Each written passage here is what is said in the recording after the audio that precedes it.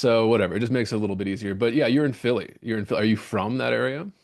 I am. I am originally from outside of the city. Most of my life has been Where centered. where in the suburbs? Grew up in Devon, like Berwyn area, and then moved to Newtown Square later on. And then I went to college out in Lancaster, Pennsylvania. So the most Amish county in the Oh yeah. United States. And I moved back to, and then I had a hiatus in Utah for a couple months, about a year. And then I came back to Philly right after I graduated college. So been here now for like 4.5 years in the city. South Philly the entire time. So as much of my writing is like around the country, and I have traveled quite a bit. Most of my like life that I have been in one place for has been within 60 miles of Philadelphia. Are you a Manchester Orchestra fan, or am I outing myself as a millennial? You're outing yourself as a millennial. No, yeah, Was just there a reason for Manchester Orchestra? Are they they're from f Philly? from Allentown. That checks out. That Yeah. is actually the most Allentown band. Wow. Now that I think about it. Yeah. It also makes sense why they're always like I'll be driving on like 276 or something. And I'll always see it around the holidays and stuff like Manchester Orchestra live in like Reading. And I'm like, why are they always in Reading or Allentown? Or like up at like Mohegan Sun, like a casino in the Poconos. That makes a lot more sense. Are you a good old war fan with that as Am I well? a what? A good old war fan? That No, kind I think of as yeah, well. okay, that's my millennial stuff. I know they're from I'm Philly like, as here I well. am. My favorite, like, Pennsylvania music group, I guess, Lore, which, to be fair, I live in Philly, so there's obviously like a ton of bands from here. Like, you've got any sort of, if I start naming like any sort of, like, again, I'm gonna say like mid to late millennial emo band. If I say, yeah, I don't think I need to elaborate on that. Oh my God. So modern baseball, so on Oh and so forth. yes. I came of age, if you will, at like the very tail. I'm 27, so at the very tail end of that. But it means now I can be like, I saw Japanese Breakfast in a basement, or like Mac DeMarco's guitarist in a like basement house show back in like 2017 or something, or Alex G. I think I've ended up Yeah. seeing way too many times for that reason. But my favorite part of this is like going to school in Lancaster. There's so many like either sort of metalcore bands from Lancaster or like Christian rock bands, but like I think August Turns Red is one of them or something. There's so many of those that like I feel like have that same sort of ilk. And um they used to throw like some big like Christian metalcore festival in which of course is in Lancaster like every year. It's really funny. Yeah, the reason I ask is one, I'm always just curious because I live in Vegas now, but I'm Okay, from I was gonna Baltimore. ask. Yeah. I grew Gotcha. up in born and raised in the suburbs of Baltimore, yeah. That, yeah, I was gonna So say Philly was a part of my lexicon in terms of that. You know, the sister city, obviously, but have you been to Baltimore? I'm probably if you're I from have, Philly. Yeah, yes. yeah. I've actually mostly been to Baltimore to go see shows in Exact Baltimore. same reason we would go to Philly. Yeah. Yeah, They kind of have similar vibes. Philly's much we do. bigger, obviously, but I don't know. Whenever I go to Philly, I'm always just like, yeah, this is just like a bigger like Baltimore. It is the same kind of Catholic city, very Catholic kind of Yes. Catholic schools everywhere, Catholic universities everywhere. Baltimore is a really Catholic city, which I didn't realize until I moved away. But yeah, that's just interesting because I do that because you know the last time I was in Philly is when my wife and I we weren't married yet, but we were dating, right? And she's from DC. She Mhm. took me to the Electric Factory in Philly there, Oh my and we God. saw Brian Fallon. It was during his first solo album, after Gaslight Anthem had their little hiatus. Was that Painkillers, I think was the name of the album. And so I went, my wife took me there, and I saw the members of Good Old War were just at the bar, like hanging out. And I was just like, oh yeah, because they're from Philly. So of course Brian Fallon's in town. They're going to come to the show. Yep. So I was just curious about all that. And that makes me, yeah, like I said, out myself as a millennial. I think I'm about 10 years older than you. I'm 36. So yeah, modern baseball, those bands were just so, and I always say this too, it's going to come up as we get into the interview here, Yeah. Audrey, but like there's a mid-Atlantic sound, especially in that 2010s era with the end of the emo into this kind of, what would you call that kind of emo pop rock, that kind of like modern baseball style. Yeah, like the modern baseball, Glockamora, Yeah, Snow, yes, like exactly. somehow used to be so into this and I'm not anymore because I'm not in Doesn't college. exist. It doesn't exist anymore, Audrey. It doesn't. Yeah, yeah. It like went through like, people point to waves or whatever, and that was very much, I think, like that third wave where it was like, okay, it's somewhat derivative of say your pop punky, and I was never a pop punk person, Oh, but I like love it. I loved it. you're Yeah. I was gonna say not to tell a millennial I don't like pop punk, sign of the cross, but definitely like you hear the like MCR like Fallout Boy E Warped Tour sound in it, Yeah, but yeah. it's a lot almost like grungier in a way, which is, lyrically I would say it's closer to something like pop punky, but I get what you're saying, and it doesn't exist anymore. It completely got wiped out by this like sort of like slacker rock sound, like you're getting your Alex Yeah. G of the world, which is your Mac DeMarcos of the world, Viceroy cigarette and a cap, like a baseball cap era of 2017. And that's what I mostly grew up in. But it was definitely a pipeline. Yeah, absolutely. And I always say it's very distinct because there is that, okay, there's the California pop punk, where it's Yes. Blink-182 and all those kind of people. Yeah, and I love Blink-182. I always say they're still one of my favorite bands, even though they're geriatric now. And I like the Tom DeLonge Blink-182. I refuse to acknowledge the Matt Skiba Blink-182 because it's so awful. But there's so there was a sound in California that we did that, and but then there was like the mid-Atlantic sound where there was the kind of poppier, very emo stuff was coming out of, yeah, Baltimore, Jersey, and then Philly, like kind of up the coast. When you Yes. get to New York, it's kind of so big that there's too many scenes to kind of have a one sound from New York, like Matt and Kim shit that was happening at the time.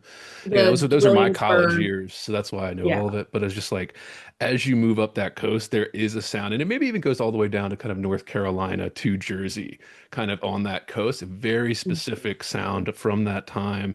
My Chemical Romance came out of Jersey at that time. Like all of these kind of, like you said, it was a little grungier, a little harder, not as clean as that kind of pop rock that was coming out of Southern California, which of course, Southern California, it's beautiful. I mean, whenever you go, like living in the Southwest now, it's always like, oh yeah, this is why people live here. It's gorgeous all the time. Like it's partly Yeah. cloudy is a bad day. Like it's just like, I think particularly for Southern, like the Southwest. And again, I spent some time in Utah, very different from California or like Nevada. And I would move back there in a heartbeat. I love it. I'm actually headed back there at the end of the month. I love it so much. But every time, I've only been to California in particular a few times. And a lot of times I'm like, why would anyone want to live in California? Like, the government's horrible, it's expensive, like yada yada yada. San Francisco just seems like an utter nightmare in terms of like safety and the types of people that are there, yada yada, so on. And then like I took a train through California last year and I was like, oh, I get it. Like yeah. it's constantly 60, 75 degrees and sunny. And everyone's like beautiful and sort of delusional and health obsessed. And I'm like, oh, okay, I got it now. But I think on the, it's sort of like the perfect breeding ground for something like, your Blink-182s of the world. Yeah. Because when everything is sort of just that beautiful and perfect, you're obviously going to have the equal and opposite reaction in terms of the disaffected teenager, which Yeah. was most of Orange County at that time. So I completely get why California has its appeal. And also why I always say like, and this is going to make me sound very woo-woo, but that veil being thinner out in the Southwest. I'm like, I completely get that now. And I think that's why like New Mexico in particular breeds so many writers and artist types as well. Or at least attracts them from other It tracks places. Like exactly. I always think of who is the painter? What's her name? Georgia O'Keeffe. Georgia O'Keeffe, yeah, which she has all those famous quotes about living in the Southwest, which she didn't grow up there, she wasn't from there, but as soon as she Yeah. saw it, she was like, yeah, I'm never leaving. Like I'm never Yeah. leaving Arizona or whatever. Like the red I think she was clay. in Santa Fe in Oh, particular. Santa Fe, yeah. But yeah, Same, yeah, same exactly. shit. Yeah. When you drive through that landscape, once you get past Texas. Uh, Basically, once you get below that plateau of like Zion and Bryce in Utah, and it's just again the red rocks, that flat sort of hilly. It's beautiful. I love it out there. And I'm always like, if I lived somewhere else in the United States, which to be fair, I would not live anywhere else on the East Coast besides Pennsylvania. I'm a Pennsylvania like truther through and through. I would go really? to the Southwest in a Even heartbeat. even the Carolina coast and stuff, you're not So actually my mom's side of the family is all in North Carolina and it's the best beach on the East Coast, yeah. I love Wilmington. I would if I was to do anywhere else on the East Coast, it would probably be like North Carolina because I also like that side of the family in the South. I love them and I do have such a soft spot for the South as well. I could maybe swing. I said maybe swing like it would be Maine, but that's what the summer is for, I guess. But I always think, yeah, I would go back to like Utah or somewhere in New Mexico probably. But also like I growing up in Pennsylvania, I am like, oh, I'm in Pennsylvania. This is so boring. What happens here? And now as an adult, I am like, it's so beautiful. Like whenever anyone talks about like how beautiful America is, it's always some photo of like State College, Yeah. Pennsylvania. And I am just every time I leave this, I love Philly. Like I'll hold it for its faults. I will be very honest about that, but it's still a gorgeous city. And going outside to like the suburbs or anywhere else, I'm like, Pennsylvania's great. We don't have any weird weather problems. It's beautiful. There's a lot to do. You can go to New York, you can go to the beach in Jersey.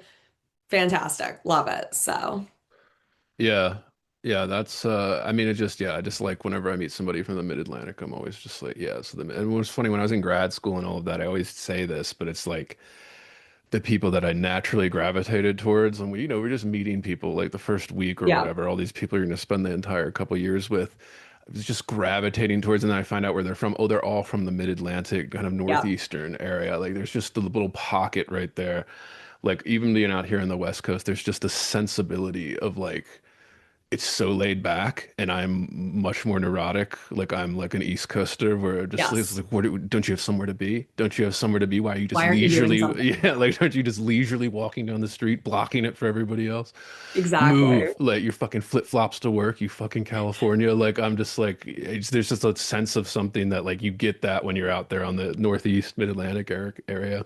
And they're all like, why are you freaking out? And Yeah, they're like, like, why aren't you relax, doing bro. anything? Why aren't you moving Uh, out of my way? Why are you like calm? Like, it's so funny. And I definitely it's funny whenever I'm traveling too. I don't really have as much of an accent, I think, but whenever I'm meeting someone new or I'm in a place that I'm not familiar with or I don't know, I have like a very distinct sort of Delco-y, Philly-y accent that yeah, just flies out. I remember I was at a diner in like Albuquerque, New Mexico last year, again on this train situation. And I was there for like one day, like all like 1.5 days. And I was at this diner and I'm ordering and I forget exactly what my orders, but I was like, can I get a coffee and a water? And the guy sitting next to me, his head just spun around and was like, are you from Philly? And I'm like, Woodard, wow. yeah. Immediately clocked me. And he's like, oh yeah, my brother's from Philly. He sounds exactly like you. I was like, oh, that's fantastic. So Woodard's you'll the big find one, you'll find yeah. another mid-Atlantic person in any lifetime, whether you want to or not. It's true. Even the accents are similar in terms of Baltimore and Philly. And I don't even have that much of one because I was, upper middle class prep school boy growing up in the Yeah, suburbs. My father same. had yeah, So had like a very thick one because he grew up in like the city, like Highland Town. And whenever we were in Florida when I was like a kid on like a vacation and somebody just like noticed it, we were at a store and they're like, you from Baltimore? And he's just like, yeah, yeah. And it's just my wife's from DC, so she'll even notice it in me if I say something. She'll be like, oh my God, like your O's. Like I'm like, it's okay. the O's. It's I don't even always the hear O's it with because like, Y. whatever. But yeah, I love that too. I But was getting French food last. I was in New York for the past 2 days for work, and I'm like was getting French food with a friend, and I'm like, "Can I get the escargot?" And I was like, "I gotta hold back on this. This is not gonna work very well with that O sound." Definitely like didn't sound like that as a kid as much. But as I think just living in Philly like proper, it yeah. somehow just ends up seeping into your vocabulary. Or I just never noticed it because everyone else was saying their O's like that. So. Well, that's interesting too. I mean, maybe we'll talk about this, but like the kind of obviously people talk about this on the internet all the time with the kind of regional accents and kind of Yeah. social media destroying them as everybody kind of talks like they're from California now. But there's like, yeah, I don't know, something like that. Like even things like when people would move to the UK or something and they have like a weird kind of broken English accent because they're or just Mm, around people talking like that all the time. So you start to like say certain things in that British accent, even though you're not British, you know? Just exactly. yeah, just how that You works absorb out. it.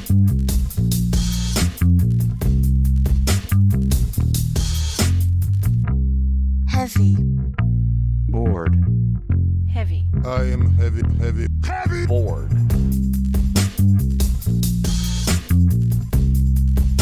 I may say that the male is entirely hostile.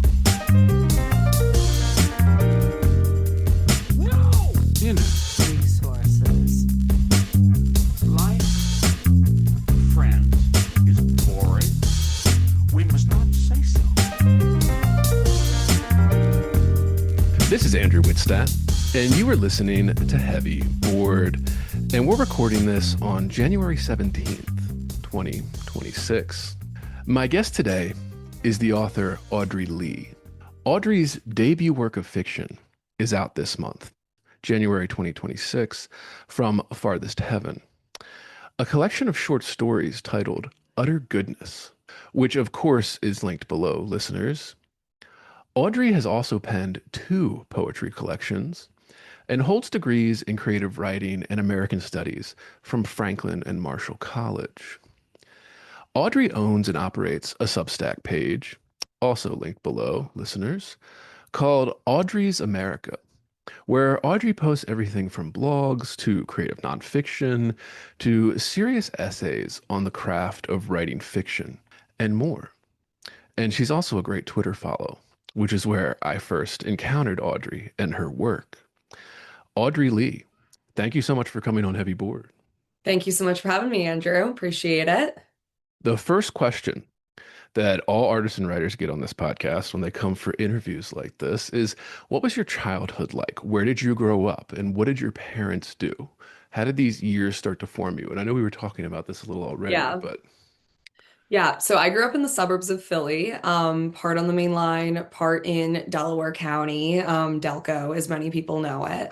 And my family is very small and insular. I don't have many extended family members. So have my mom, my dad, my younger sister, and then on my dad's side, two or three cousins, two cousins on my mom's side. So we're all very small and we're all very close knit. My dad's an investment banker, and my mom did not work when I was growing up, but worked as an office manager once I was in high school.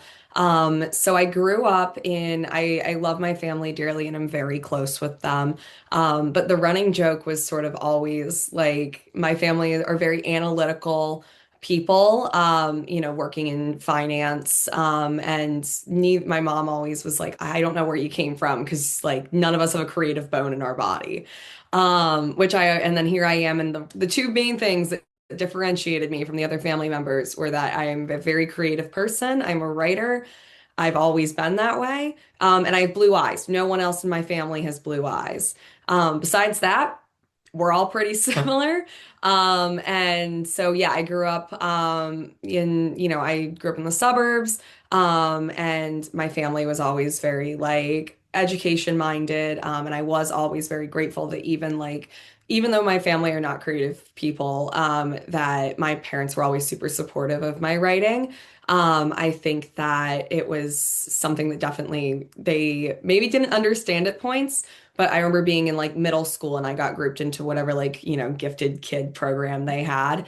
And I was the only kid in the writing program. This is gonna be some like very deep Audrey lore here. And I was the only kid in that English writing program. And I was like, I want to write a novel. I was in like fifth grade. And my mom read some first draft, like this handwritten not or like that I wrote on like a legal pad. And she's like, this is hilarious. Like you should turn this into a larger project. And I wrote this novel called Welcome to Planet Earth. And which is like, it was, again, I was 10. This is like 2009. And put it up on Amazon. It's still there. Going back and reading it is really funny. I'm like outing myself here, because I definitely like, um, and to be fair, a teacher was also editing this. This went past my parents. This went past teachers. There's like several slurs and Holocaust references in it that I was just doing because that was like, I guess, what was normal at the time. You could do it then, Um, yeah. it's hilarious reading it back again. Like I had one kid calling himself retarded. I had like I remember I was reading like Diary of Anne Frank at the time, and I was like, it was a little insane. But that was my first book.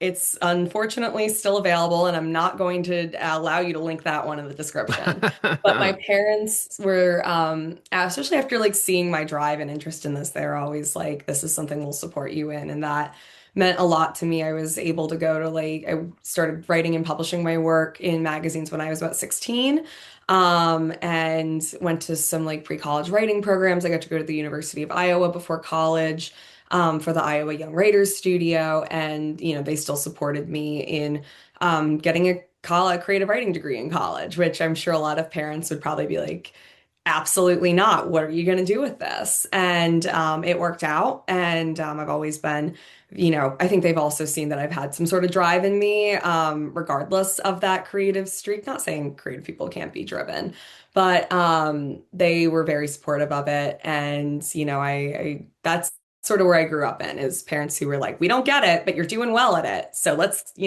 put what we can behind you for it. So, yeah, I also grew up traveling a lot. My parents, we did a lot of like, we did like Yellowstone trips. My parents had a place in Utah. So went out to Utah when I was very young, and we also saw like the national parks and like Zion and Bryce. And I think I grew up with a total sense of awe about these places. And that is what started to influence a lot of my writing. I am not a person who writes about herself, but I will take snippets from where I've been, stories and people I've met along the way, and totally fictionalize them. So I always am like, I'm not an auto fiction writer whatsoever, but like any writer, Good, you yeah. pick things up. I know, right? It was funny. I was I have a talking to few someone else. questions about it. Yeah, we're gonna get to the Yeah, I think confessional. exactly. And I'm so happy to talk about that more, but it's like picking up these snippets, kind of putting them in, my brain, or I have like a list on my phone of things I eventually want to incorporate into stories. And then putting them in a situation in which they probably have no original connection to whatsoever. American Girlfriend is a great example of this, actually, in Utter Goodness. Well, I know, so basically what you're describing is the idyllic American suburban childhood, Yes, which exactly. is what I came from, which is what almost every writer I've had on the show has come from. Yes. And there's all this, I think it's leftover cultural stuff from the mid 20th century. My parents didn't support, like, everybody in my writing programs. I went through the MFA route, all of that kind of Mhm. thing. There was the only ones whose parents were like, you can't do this, were the Asian kids. Okay, those were Yeah. literally the only ones. All right. And I get it, whatever, there's cultural blah blah blah. It's like, okay. But like, yeah, like one of my best friends in the program, he was a Vietnamese refugee when he came over here, like, 40 years before he went to this program as a kid, he came over here post-Vietnam War. And then like he said the same thing. Like his parents were constantly on him, even in his like 40s, kind of just like, okay, like, you can't do this. This isn't a career. And it was like, Yeah. okay, but nobody else had that. Everybody else's parents were like, oh yeah, follow your dreams, especially people like boomer parents, just Yeah. like, yeah, follow your dreams. And it's just, that's like a leftover cultural thing from like when the boomers were young and their parents wouldn't let them do that. Or like Yeah. their parents would tell them that like it's not a career path. And they're like, I'll show you, dad.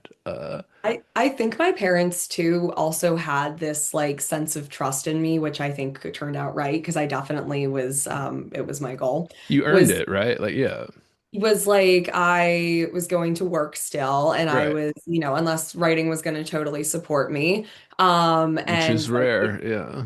in like, yeah, exactly. Like every writer I know still has some sort of day job, Right. and that's great, because I think that's, it adds structure to your life. You get health insurance, great stuff like that. I work at my, the writing's the right side brain, left side brain is I'm a pharmaceutical marketer in my day job. And I think my parents were like, we love this writing thing, we're going to support it, but you're still going to work in an office, right? And I was like, of course. Right.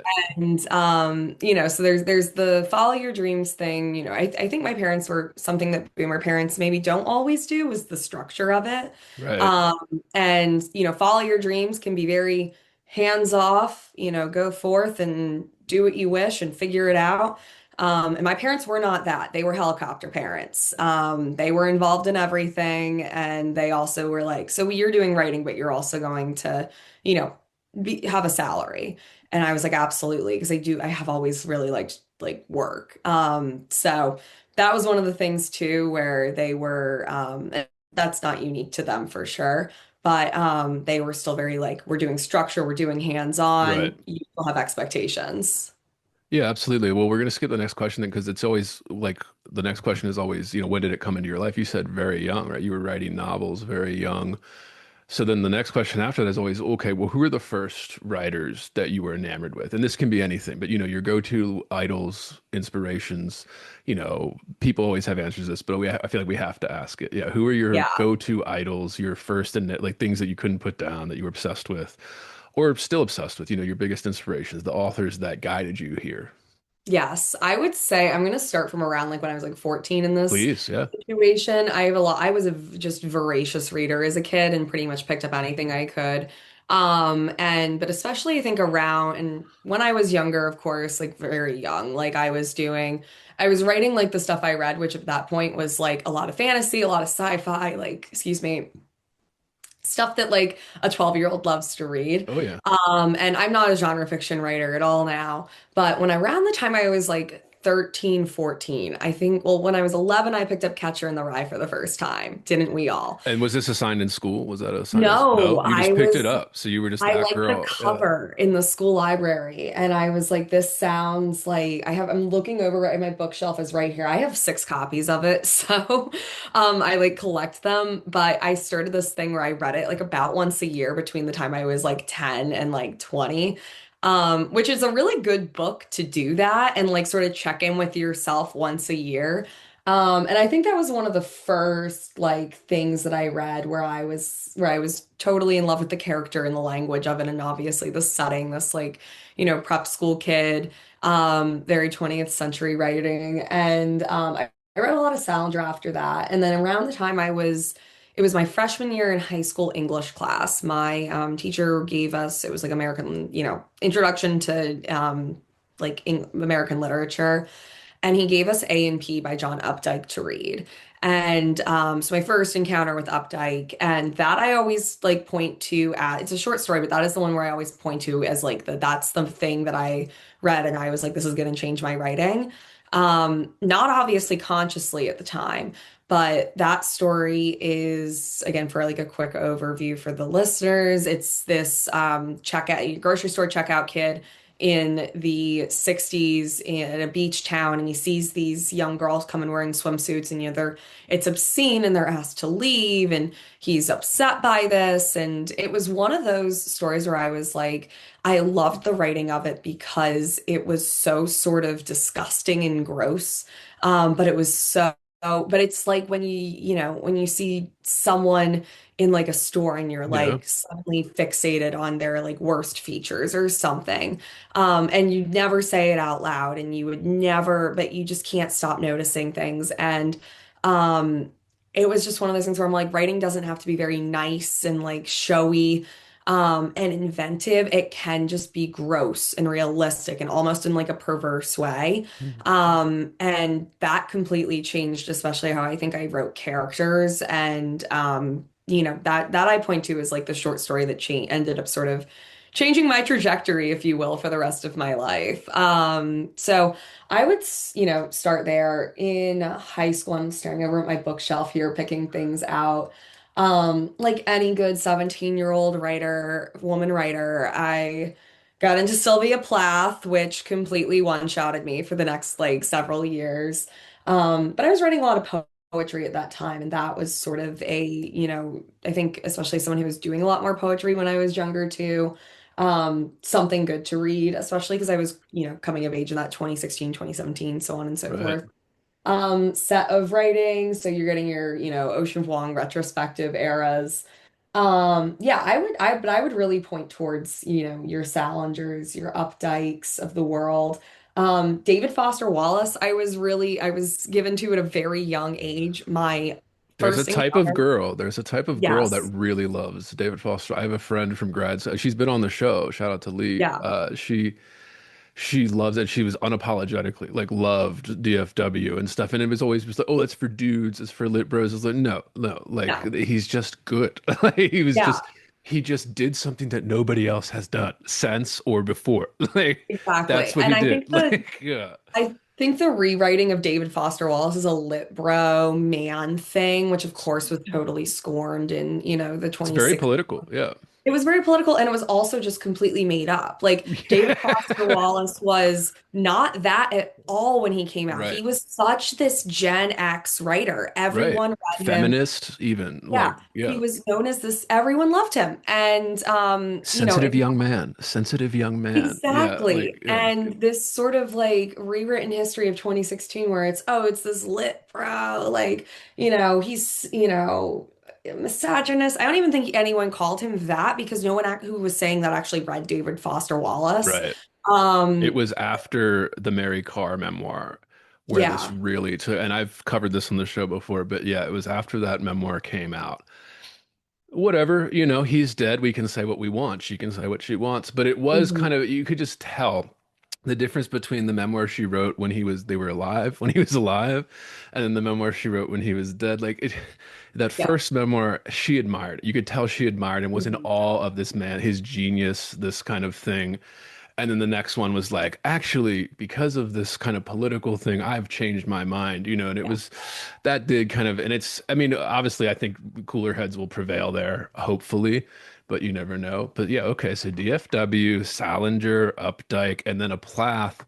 Plath is one, the internet has poisoned that too, where there Yes. is this kind of, she was so good. And I get it. I always say she only had one book. I get it. I get it. One book of poems. I get it.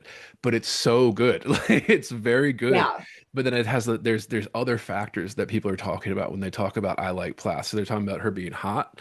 They're talking about her being this kind of depressed, I hate being a mother, hate being a woman type of thing. Although not necessarily. I think that's kind of, overdone Yeah. too, right? Especially if you read her. I've had other guests on that are very into it, amateur scholars, let's say, about this kind of thing. And you say if you read her diaries, and that's not what was going on. That's not what she was Yeah. thinking. She loved Ted Hughes. He loved her. Like it was not so like, the movie depicts it where like there's this like tense, awful marriage. Clearly she was depressed as hell and that was a problem. Mhm. But like, yeah, so there's always that she's kind of just been romanticized to this thing that she Oh wasn't. yeah. And I get that's kind of how it works with writers, big art figures, right? You kind of get romanticized out of your control to this godlike figure. And but yeah, I mean, everybody talks about the Bell Jar. I thought it was one of the most boring books I've ever read in my life, but it was just, but I get why, it was a new thing publicly Yeah. saying that like you don't like being a mother. Like it was a Yeah. new, fresh, shocking, like, oh my God, like, and that's why it's remembered. I get it. But yeah, okay, I so great think stuff. I wanted to poetry, which is poetry. When I was doing this and doing the background for it, I was like, okay, so you put out two poetry collections. What drew you into poetry? Was it Plath and all those kind of confessional greats I of the think 60s? I think it was. I wrote a lot more poetry when I was younger. One in this is a really fun, and I've always been a fiction writer. Like that's what I started with. I've always been a storyteller. And around the time I was in high school, I started, I took like a poetry class and I started writing more poetry. And the issue with poetry for me was that I wasn't as interested, and again, I'm staring at my bookshelf here. I wasn't as interested as like in the craft side of it as much as I was in like the craft side of fiction. And so I was kind of doing whatever. And my thing about poetry, and I think especially at the time, and I don't regret writing a lot of poetry at all. Obviously, I look back on stuff I published when I was younger, and quite frankly, I'm like, okay, that was actually pretty good for what was going on. Some of it I'm like, actually go off, girl. But some of it I'm also like, oh God.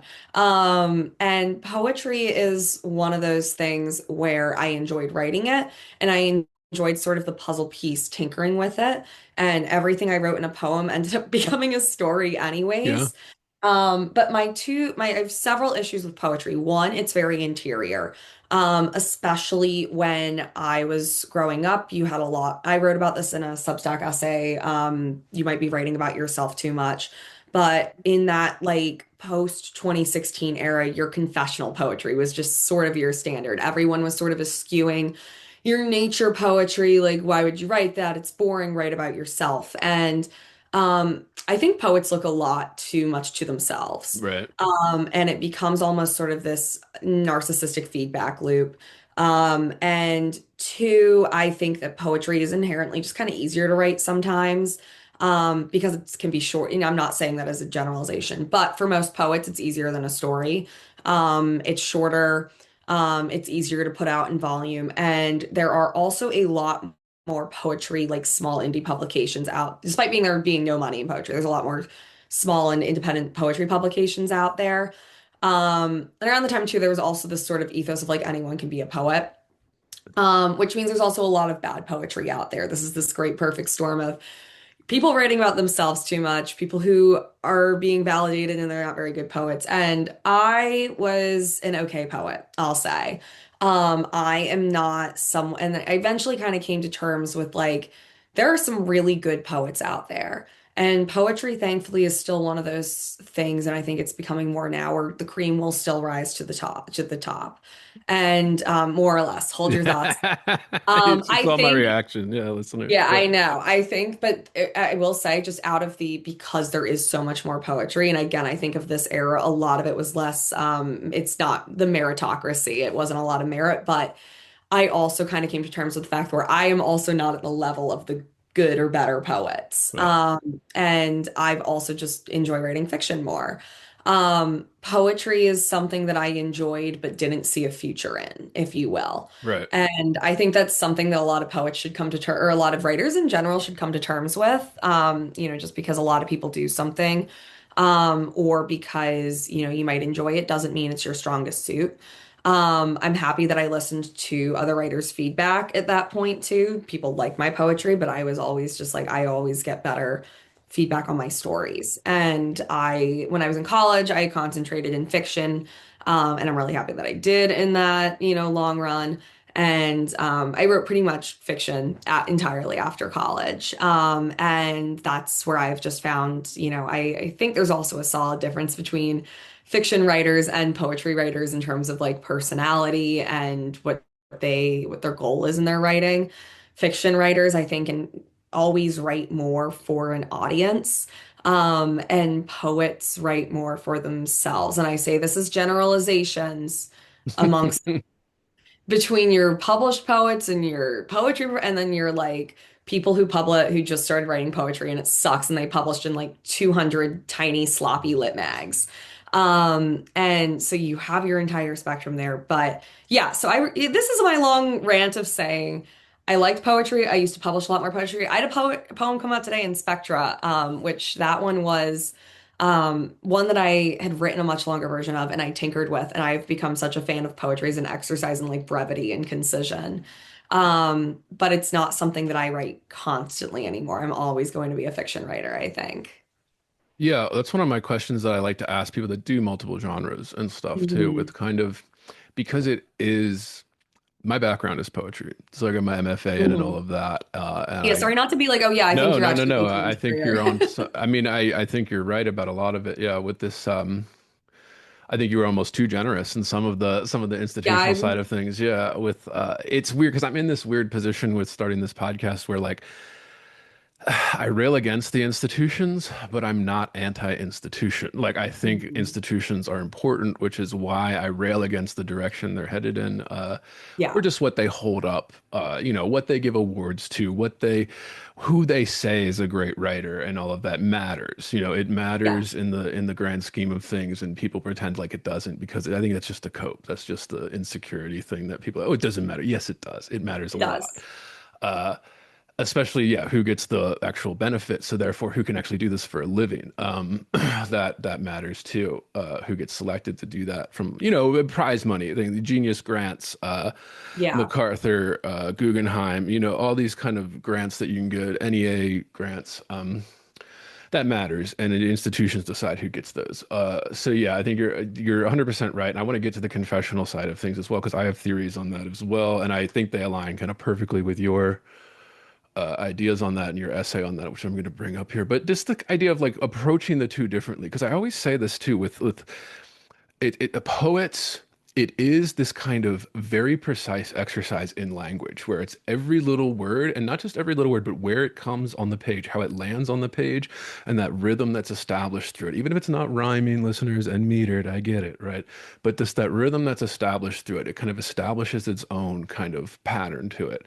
And like when doing that, when you have a few exercises in that, like you were talking about, fiction opens up to you in a way where it's like you have more space, you have more options, and you can take that little craft exercises of poetry, like you said, you use poetry for, and you can expand it into this much more freeing kind of form where you can kind of go all over the place. Of course, there's still structure, there's novel, there's story structure. Of course, I get that.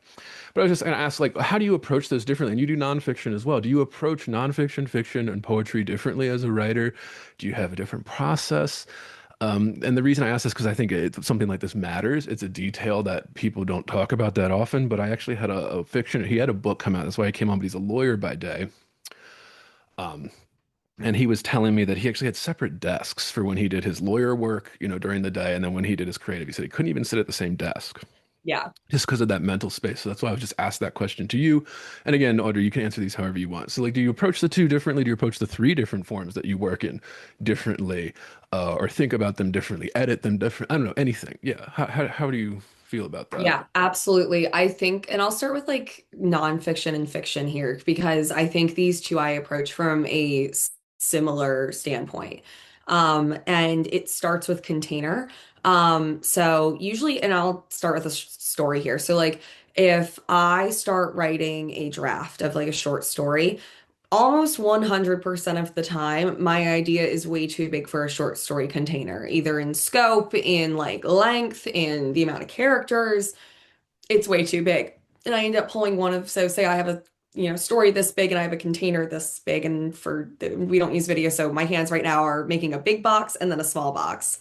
And I always end up sort of finding a good thread in that big box, some one item, and pulling it into a small box where it can fill out the space appropriately. And in writing creative nonfiction, my ideas start as way too vast as well. I'm like, I want to write about the embarrassments. There's that like why we need to be embarrassed. This is what I've been tinkering with for like what feels like months now. I started writing it after that, like as having a boyfriend embarrassing essay in Vogue. And I was like, this is too big of a scope. This is way too big of a scope for like one essay. And so I've kind of been on and off with it. But usually I never like delete those drafts. Usually something will hit, I'll find an idea and something like that and be able to pull it into the container. I started writing, you might be writing about yourself too much as like a rail against like the Substack Aniastans and diary girlies of the world. And it was like, this isn't actually the story. Where did these come from and why are people still writing this? What and so that's sort of that like big idea, let's refine it into one. And I think my sentences work in the same way. I am someone who has a lot of words they want to get onto the paper. And I would say a solid 40% of them aren't necessary most of Right. the time. So usually when I am editing down a story or a essay, I'm editing it in the same way, which is for concision. How do I say the most in the least amount of words? Um, and that's, that can be very flexible too, which is good. And so sentence structure is something I really pay attention to there as well. It's very Um, poetic. Very poetic. well, It's here's the that thing. poetic influence. Yeah. With poetry, I edit in the same way. I start out with something that is just way too overwrought. And I'm like, how do I get this down to something that actually like, is concise and punching? I always like writing that feels like it punches you in the gut. And that's kind of what I want to do a lot of the time. And so in this way, like I think a lot of my writing and editing processes are similar. For which I think I'll leave at that. I think that's a good answer. I tend to write things in a similar way. I think the subjects that I'm interested in differ a lot, though. And one of the things about poetry and why I started writing a lot less of it is because I'm not interested in writing about myself as much. I can't do it. Yeah. I've tried writing autofiction. I've tried, confessional poetry. And it always feels just very self-flagellating. And I kind of hit a point where I'm like, who cares? Do I care? Not really. And so that was one of those, moments where poetry became a little less interesting. And I'm not saying all confessional poetry, all interior poetry again is bad. Mine wasn't as good as I think it could have been. Um, and so with fiction and in particular, it's very easy for me to avoid writing about myself. It's again, it's just not what I'm interested in. And I think when I write about myself and my life and I get frustrated with it because I know way too much about it. And Right. thus I'm putting way too much down on paper and it's impossible to be concise with it. And nonfiction, it's that weird in between where a lot of times it starts with some personal anecdote. And then I'll be like, this doesn't matter at all, but what's the point of this? Let's write about that point. Yeah. Yeah, I'm always just fascinated how that comes together and how we do it. Because I think at the end of the day, yeah, it's sentences, right? Everything is these sentences. And if you take it from that approach, well, it becomes easier to hop through these genres, right? Because then you're Yeah. like, okay, yeah. And if you kind of take it from the sentence level. I mean, that's something I had teachers in grad school and even in undergrad that would, I always shout her out. Leslie Harrison was my big mentor in undergrad, and she would say this all the time in class. She's like, poetry is sentences. Like, that's what it is. And it would always be this, she would force us to kind of recognize the sentence level. Like, does what you're saying in this line conform with the sentence structure that you're putting on the page, you know? And Yeah. it's just, and when you start thinking about that and then you go through contemporary poetry, you start seeing so many people are not doing that. And it's getting published in Poetry Magazine and all that, and the huge institutions Yeah. that pay people money to do this, they're propping that up. So it is kind of like, oh, it's so yeah, I agree with you 100%. Going off that too, I mean, I already asked this what got you into poetry. You said it was kind of Plath and those kind of, yeah, the girly kind of confessional writers at that time, and that makes sense. But why the short story? How did you settle on the short story, especially for this book? How did you settle on the short story form, or how do you determine between the short story, the novel, poem, nonfiction essay? Is there any determining factor, or is it just like you just follow it? You know, you just follow the story, whatever you're feeling. How It do you depends. approach? Yeah. I follow it. I always do have, and again, it's because like some of these stories in Utter Goodness went through so many drafts that they were in different forms. Goodbye Burger City was one that I started that initial idea of probably in 2020. And it became this full-fledged story actually where I started with this idea of the gas station in Iowa City, which was based on a real gas station. Doesn't exist anymore. It's now apartments. And so I start with that in this high school girl skipping class and this blue raspberry slight icy slushy. And Sounds like a I Joy Williams. Sounds almost like a Joy Williams short You're story. not the first person to say that actually, but that was an idea that I kind of kept going with for a really long time. And I tried it in different forms and then it eventually became Goodbye Burger City. Which that was, I think, a reject of a Paul Thomas Anderson like movie title at one point. Which is, kind of funny. But what was it? So like that's one of those examples of like I start with one thing. It may take years. I may tinker around with it 1,000 times and it becomes something else. Um, so there's always a thread, like there's always that inciting thing that it starts with. And it's more just having to, pull in other elements, refine what I started with. Um, and I think short stories in particular, I spoke earlier about like the puzzle of writing poetry, where everything has to be intentional and only have so much space and every sort of word and placement matters. And it becomes this puzzle of putting in and fitting pieces and pulling away. And short story writing in that way is similar to me, where if I have an idea, that first idea is rarely the pieces that fit together. Right. And a lot of times, like I keep lists of sort of these ideas, and I always keep my drafts that didn't work out because I'll find pieces in them and pull them into one Right. short story. That was one where, yeah, I think Goodbye Burger City is an example of that. The Swans is also an example of that, where there was this great article in Philly Mag about this athletic club up in Bucks County called Newtown Athletic Club, and which is what the athletic club in the Swans is based off of. I think it's what the MAC.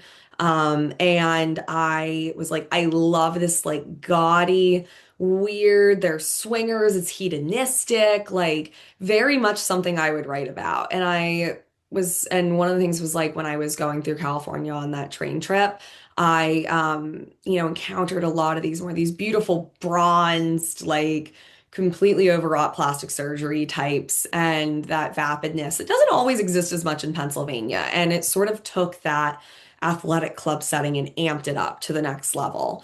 And so it's things like this where I was working with this idea of this gaudy athletic club forever, and then was able to merge it into these travels in California. And it's these pieces, these threads that eventually I really want to put together. It's sort of like a big puzzle. Yeah, I said it's almost like the short story is like the poetry of prose writing, right? With this Yes. kind of the meticulous, the details. Again, I always say this too, and I mean, I know you know this and many listeners know this, but some people still need to hear it where there's this like restrictions aren't a bad thing when you're Hmm. going off into the ether of creativity, like where there's no guardrails. So something like the form itself, so like the short story form or the poetry form or the novel form or yeah, the nonfiction, the 10,000 word essay or something like that is a structure that you can harness all of these crazy shit flying around your head, picking pieces and structuring it into like the scaffolding. And everyone's like, oh no, that's not how I like to create. It's okay, well then you're probably not creating coherent pieces of art if you're not doing it in some way like that. But yeah, absolutely. Shifting a little bit towards the cultural here, Audrey. I have a few questions about the literary culture, particularly with the alt lit scene. And I say that in Yeah. air quotes. One of the questions I thought might be interesting to ask you is why is the alt lit scene right wing coded, or is it right wing coded? I think this is actually something I think about quite a bit because there's a lot of different sides to this. And I've mentioned this on like a podcast before. There was this great essay, I think it was in the Drift, about what makes alt lit. I'll send it to you so if you want to link Is it this to the Chris essay, the Sam Chris essay possibly. that I went viral about how it's not all that alternative? Yeah, it's not transgressive and Right. it's not exact. Yes, exactly. Where it's like, what is actually alt about this outside of like, something like my first book by Honor Levy using this very hyper of the moment internet speak Right. language, or Fuckbot Boy by Sean Thorcon Rowe. I always mix up if it's Thor Conroe or Conroe Thor, yada. And like where it's just like this is using this very internet speak language. What is actually transgressive about this? What makes this very alt? And is it because it appeals to this hyper online sort of avant-garde reader? And excuse me, I just my eye, edit that out. Give me 1 second here. I Yeah, no don't know what worries. just got into my eye, but something did. Um, Yeah, women love getting shit in their eyes. Yeah. yeah, I don't know what just happened or where it's coming from, No, but yeah, my wife does it all the time, and she's there's something in my eye. I'm like, how did that happen? We what were is just it always sitting here get on the there? couch, so Yeah. yeah. But Okay, we're back. That hurt. That was weird. you can take break But if you need a break or anything. Yeah, we can no, we're bathroom fine. breaks, anything. Yeah, I know it's going for like 2 hours. Is No bathroom breaks, worries. drink refills. Yeah, I got enough water still. I might have done a little bit, but I'm like I have my like weird, internet esoteric health electrolyte drops in here Oh, for okay. Yeah, today. that's right. I have a few questions about that coming up as well once we get Yes. through the alt lit. Yeah. Let's get through the outlet. So back and we're rolling. And I think that alt-lit can, and for the most part, be right-wing coded because what it does do is it goes against this very identity and self-driven narrative writing that has dominated literature for, I would say, most of the 21st century. Yeah. There, and in this case, I talk about your like identity politics driven writing, which I never was just interested in, even when I went to a liberal arts college, I came of age in that first 2016 round of stuff. And it was just always not as one, I wasn't going to be writing stuff like that. Right. I didn't, it was just, again, very self-flagellating. I didn't see a purpose in it. And I think that a lot of people felt the same as me, whether we spoke about it or not. And I think that, and how do I want to word this? Alt lit is like inherently against that. I Right. rarely read something alt lit that is like so, even the autofiction stuff, it's never necessarily about like, the self and the victimization of the self. It almost has, it still rejects that by having this very like detached meta irony quality to it. It's like you're writing about yourself through someone else's eyes. And thus it avoids that extremely earnest interiority, um, which I think just became, again, the gold standard of the 20th, 21st century writing. Yeah. And whether it was actually good writing or not.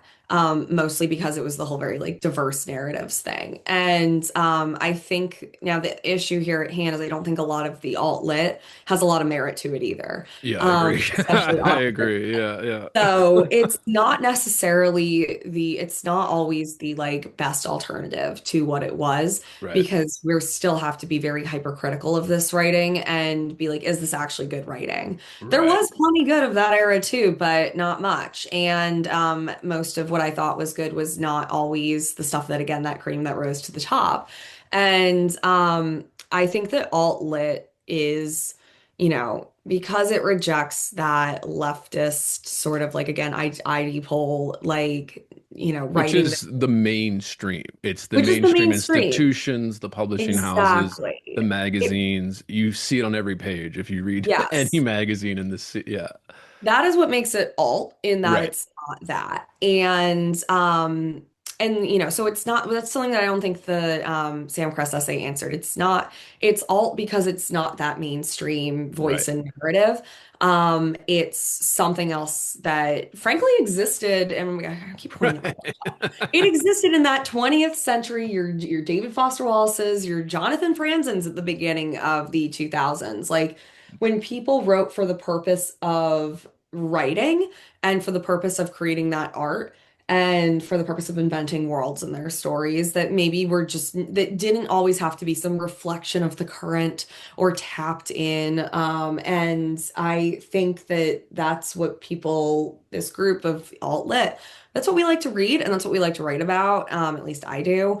And that's what makes it alt is that it's nothing to do with what has been coming out for the vast majority of mainstream publishing. So, Yeah, I think you're 100% spot on. It's always this, I clarify this to people, although I seem to be doing it a lot.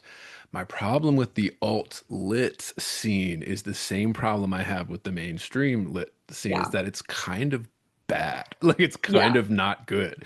And I love the energy. I love the idea. I love the rebelliousness that's kind of inherent in being the alternative lit scene. But I'm always just like, oh, whenever I read something from it, I'm just like, oh my. I mean, there are exceptions, obviously, but I'm just most of the time I read something from it, I'm just like, I wish this was so much better than it actually is. Like, Yeah. it's actually not that good at all. My thing is that I Like, think the vast majority of alt-lit writers, we have a lot of alt-lit writers. We need more alt-lit editors. We need people who are not afraid to take a bright red pen to a page and tell these writers, myself included, a lot of the time. I have worked with some fabulous editors who, when rain me, literally have to rein me in like a right, lasso. And I think that more writers need to, we've got a lot of good writers, and I think alt-lit has a lot of potential. We need some alt-lit editors who are not afraid to just absolutely cross out half of a book, basically. right. We need that. We need to be reined in. And that is what is going to make our rating better. I think we're in sort of also one of the things that I didn't really like about, again, this, I keep saying 2016 to now era, but you know what I'm It's talking about, important. these, Yeah, that's a the very TDS of the distinct world. cultural moment. And Yeah, I think that we were way too like nice about bad writing, obviously. We're in this crisis of literary critique, where a lot of it is we're not being mean enough. People I like love to point to like the old Pitchfork reviews of albums that were just utterly scathing, right. or like old literary reviews, and we haven't had that for a really long time. And I think that I think we're coming back with that, thank goodness. I think Bookform and LIRB publish, and a lot of these more independent, like Washington Review of Books, publish some really good literary critique. But for the vast majority of this time, like you can't critique something because, a woman wrote it or whatever. That's a lot of what you might be writing about yourself too much is about. And I think it's led to just this acceptance of like just lower quality, Yeah. sloppy writing. And we need to bring back editors who are willing to be mean to, writers, and we need a lot harsher literary critique. And yeah, I say this as a writer who can fully be critiqued in that same way. And because that is, I think, of provides that guardrail. We're all creative people. We love to be a little avant-garde. If you're hearing this, it's because you are listening to the free public feed of Heavy Board. To get complete, uncensored, uninterrupted, full access to this podcast, become a subscriber at patreon.com/heavyboard. That's right, Heavy Board is made possible by subscribers like you. For less than 1 cup of coffee per month, you will receive private access to uncensored, full-length episodes, Jerk Shop, heavy bonus content, subscribers-only AMA episodes, bonus extended interviews, and more. Come join the conversation today at patreon.com/heavyboard. And go a little crazy with it, but we need someone to put those guardrails in place. So that is something that I think alt-lit could really benefit from and improve its merit. Yeah, and I mean, you pointed out, we keep pointing out that 2016 cultural shift. It's people want to dismiss that. It is so distinct and it's so Yeah. important to what happened over the last decade here. Like I was in grad school at the time, so you could see it in real time. I was in an MFA program. So, I mean, imagine that happening with this kind of huge cultural shift, shifting from everybody thinking like DFW or stuff like DFW was like the pinnacle, like the greatest thing you could do. It's kind of transgressive, it's kind of funny, it's kind of cool, and all of this stuff. And then all of a sudden it wasn't allowed anymore. There is this, at least not allowed in the mainstream. Of course, you can do this independently. You can do it through the alt-lit publication, all of that. Like, of course, I'm not saying it doesn't exist. But that's why I always am talking about the institutions, because it's what Yeah. is supporting that. Like, you don't make money in any of these things. So you need institutional support. So what are they supporting? Like they're supporting this very mediocre, if not outright terrible stuff for political reasons. And I mean, just going to conferences in this field, it's so eye-opening. People that don't go to these conferences, like just look at the panels. They give you that little sheet of all the panels, and when they're meeting, and you just look at it, like it is an eye roll. And then when you actually sit in on some of these panels that you think might be good, like they're not saying anything. Like it's just this constant political thing that they're pretending is literary, but it isn't. Mhm. And I get there's some overlap because politics and culture, but I think that you're getting at this really big cultural thing. There's so many different things happening right now, and they're conflated. There's an economic crisis when it comes to publishing and books and all of that and stuff like that, publishing magazines, New Yorker and things like that. There's that level of it.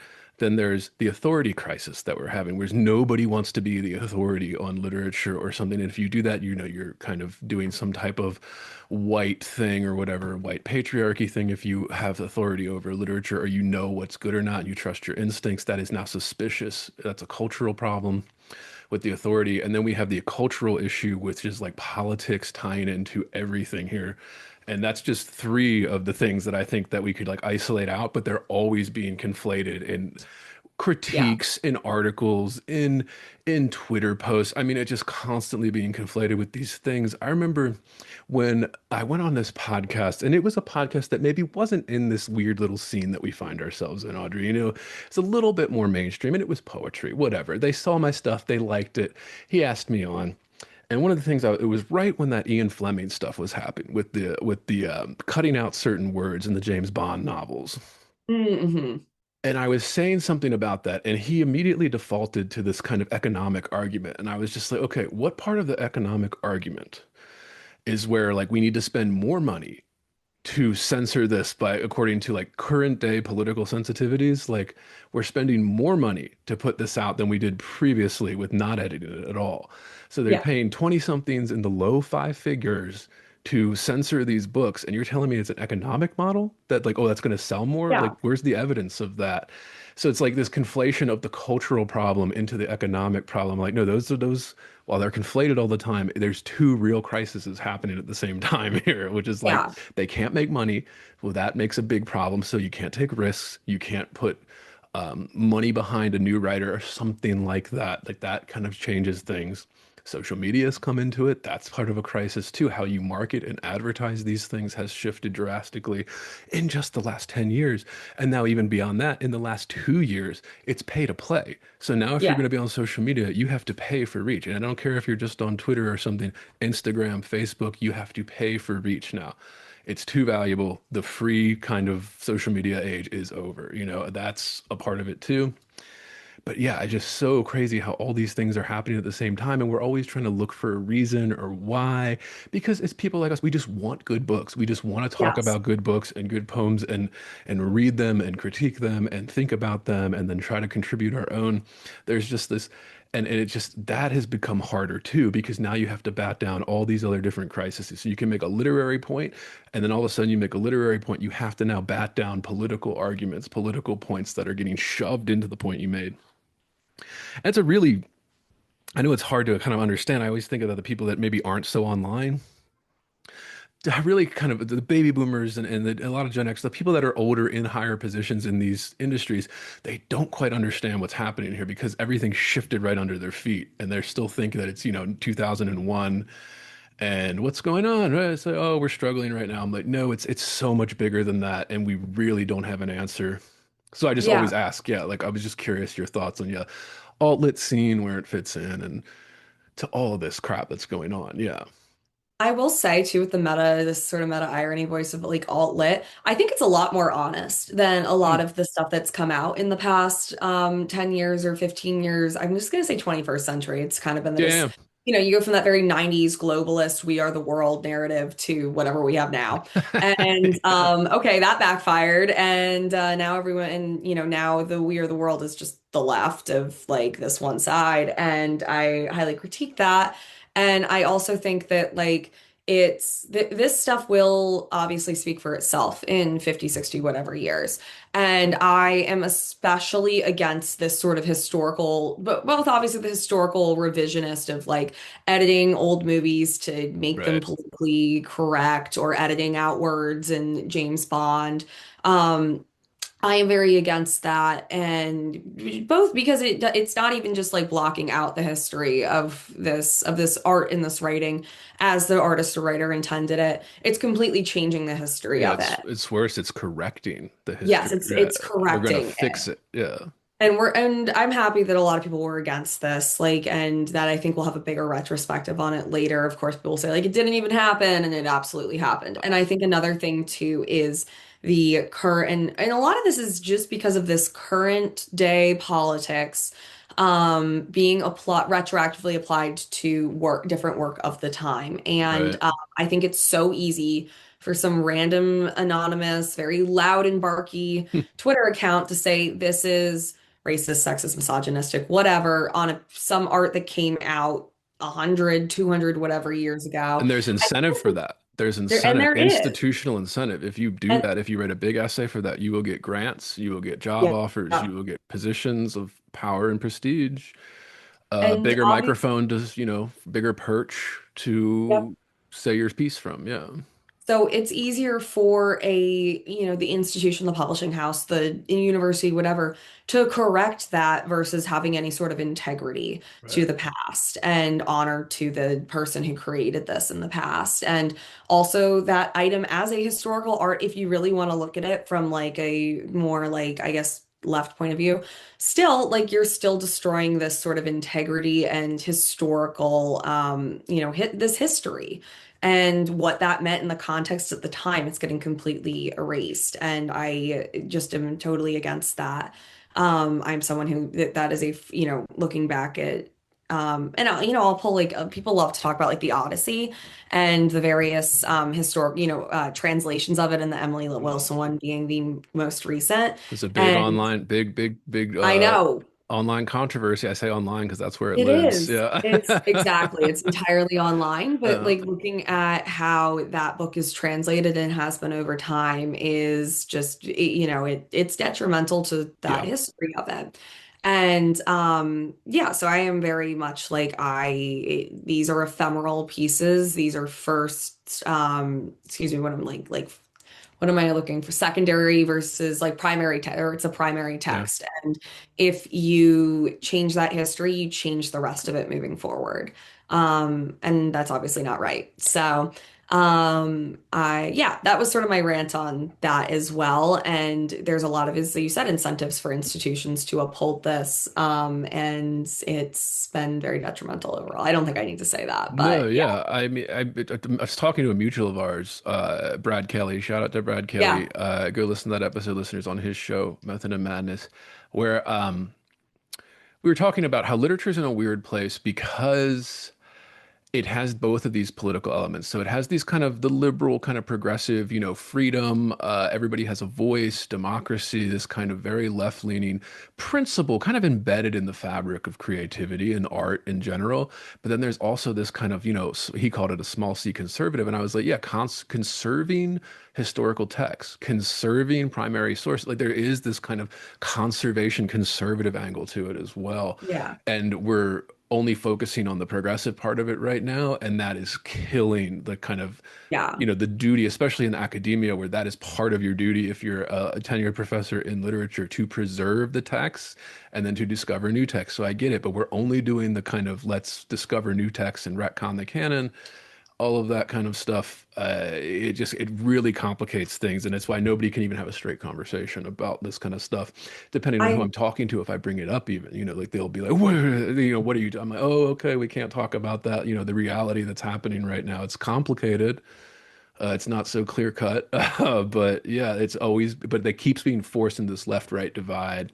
yeah. That just, yeah. I mean, I think you're spot on about it. Yeah, I think too, like I went to, as I said, I started college in 2017.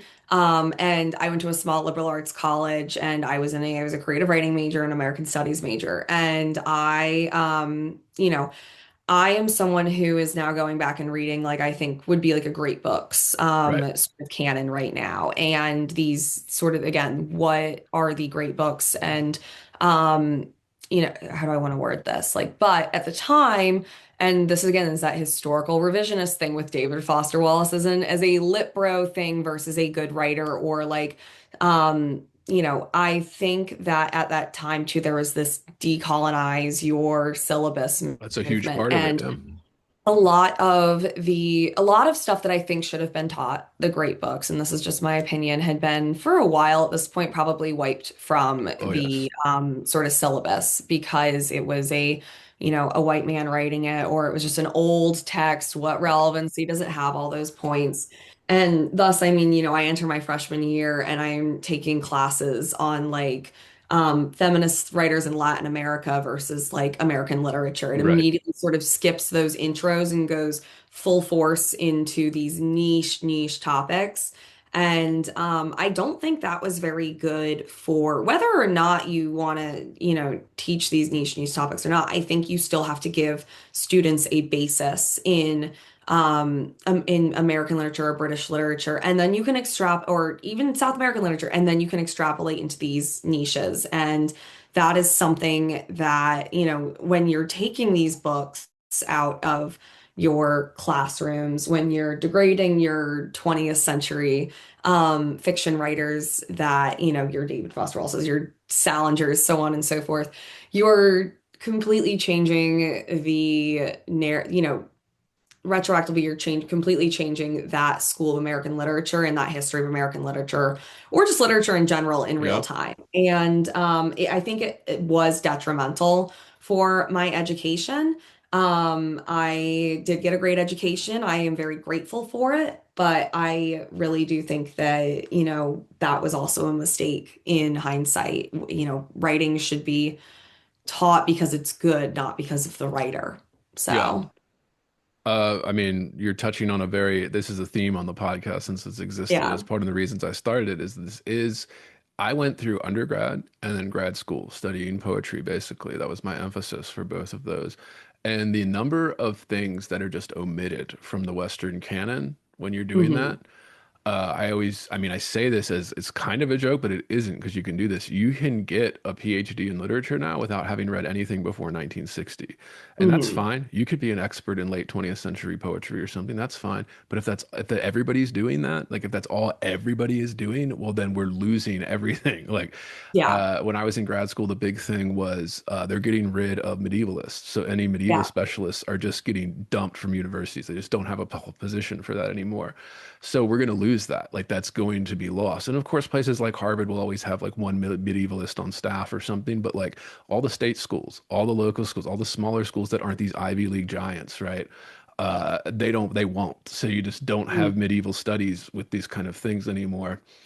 That's huge. That's a huge detriment, especially if you're trying to be a writer. And I part of the podcast, I mean, we go over stuff that I think was omitted from the canon here, where I'm almost not like angry, but I'm always just like, why wasn't I taught this? Like, why didn't we go over Yeah. this with an instructor when I was 24, and getting obsessed with this stuff? Like, why did we just skip over it? Hmm. And even like stuff like that, like the amount of time you spend on like the Harlem Renaissance and stuff, and some of that stuff is good, but a lot of it is just political crap. Like it's just not that good. It doesn't Yeah. hold up. This isn't even my words. I mean, I've covered this on the podcast, listeners. You could go listen to Carl Phillips has said this before. Put it into print, and then has since reneged all of that because he wouldn't be able to have his tenured position if he didn't. Uh, it just constantly this things that we're destroying it almost by not even realizing that we're doing it too, Hmm. which is the most frustrating part, and also I think one of the most naive and dangerous parts about it too, where Yeah. we're losing something that made literature great. And I would say it was never about the person, right? Like I get there's all this political stuff and we can talk about that, but it's like it was always about there are pieces that are better than others, and you know it when you read it. You know it immediately when you see it. It's just something there. You feel it when you're reading it. Like, and it's just, and people say, oh, it's subjective. It's not so subjective. It's pretty fucking Yeah. objective. Which ones are great works of literature and which ones are And which ones? mediocre? Yeah, Yeah. like, or just, okay, it's okay. But then there's ones that are like, wow, like, yeah, that one, oh, that was 500 years ago by Shakespeare. Like, oh, okay. Like, it's great. There is Yeah. nobody else that has done that. Like, it's great. And you And don't need to, you can still have your very, again, your niche topics, your 20th century, 21st right. century poets. You can teach that. You can't, you can't put it in as a placeholder for your medievalists or for your, the start of your Western canon in your great books. You can have both, but you can't have one replace, that latter replace the former. Yeah, absolutely. Absolutely. It's going to keep coming up, Audrey, because it's a theme on Yeah. the podcast, and it's just yeah, I think it's just so important to literature right now. Another kind of cultural question that I wanted to ask, and more personal, is I wanted to ask, all right, the tin fish, the esoteric health stuff. I was like, what? How did you get into that? And also, why is that right wing coded now all of a sudden? Oh Yeah. boy. I wow, let me think for a second. So, You were just the psyoped into it from the timeline, right? I Like it know was. I literally did, but I'm better for it, which is good. I was, in college, coming out of college. Okay, yeah, you drink, you're partying. So does everyone else. You're fine. I never had like a problem, sort of. A lot of people like when I talk about like not drinking, they're like, so like what happened? And I'm Oh, you like, don't drink? I don't drink. Yeah, no, I don't drink. I'm Are you completely, are you completely sober? You don't do anything? yeah, I don't do drugs either. Caffeine? I have way too much caffeine. Caffeine. That replaced yeah, no illicit drugs. I will occasionally have a Zyn as a treat. And because I do like those. But I it was funny when I stopped drinking, I sort of realized that like every person who goes sober always sort of has to fill that with some sort of other like weird semi like dangerous isn't the right word, but for me it was drinking way too much caffeine. For Mormons right now it seems to be the Benson Boone backflipping and like gymnastics. What else? People get really into like liquid death. I got really into running. That was one thing too. You still Yeah. got to feel something, but Right. instead of, That a bottle endorphin of wine, release. Yeah. it's running a half marathon. Yeah. So it'll still dehydrate you and make you feel hungover. That being said, I think that a lot of the reason, so I am obviously very into that esoteric health side of the internet, and I think and I think that comes from like a very biohacker, techie side of things that's been around for a lot longer too. Um, and I really like it because it's one fun to kind of just run weird experiments on yourself that really just generally don't have a downside. And it's a good way to find different things that work for you. I have, my health is something that I take very seriously. And it's also this sort of like like this, what's the word I want to look for here? Like a exponential line where when you try one thing and you're like, I feel great, let's try some others, you just sort of get the ball rolling and you keep Right. it up, you feel better and better and better, and so on and so forth. I remember when I was in my first job out of college, I was like, if I was really hungover or something, I'd have Pedialyte. And I'm like, this makes me feel amazing. And then I had one of those like recess sodas, it's like magnesium or something. And I was like, this also makes me feel amazing. Kind of putting the two and two together, I'm like, it's the magnesium. And so I started taking magnesium supplements, and I'm like, I feel great, love magnesium. And sort of from there, figured out what worked for me through this trial and error biohacky protocol system. For me, that's meant a lot of omega-3s. This is where the tinned fish comes, excuse me, from fish oil, obviously a lot of cardio and exercise, lymphatic system drainage. So for me, like hot yoga and dry brushing, all these weird things. I love having the things that like objectively work and are like scientifically proven to work. And then the things that are so woo-woo that you're like, this makes me feel good, not sure what it's doing, but Right. I will keep doing that. And I think it's a very like right-wing coded because for a couple of reasons.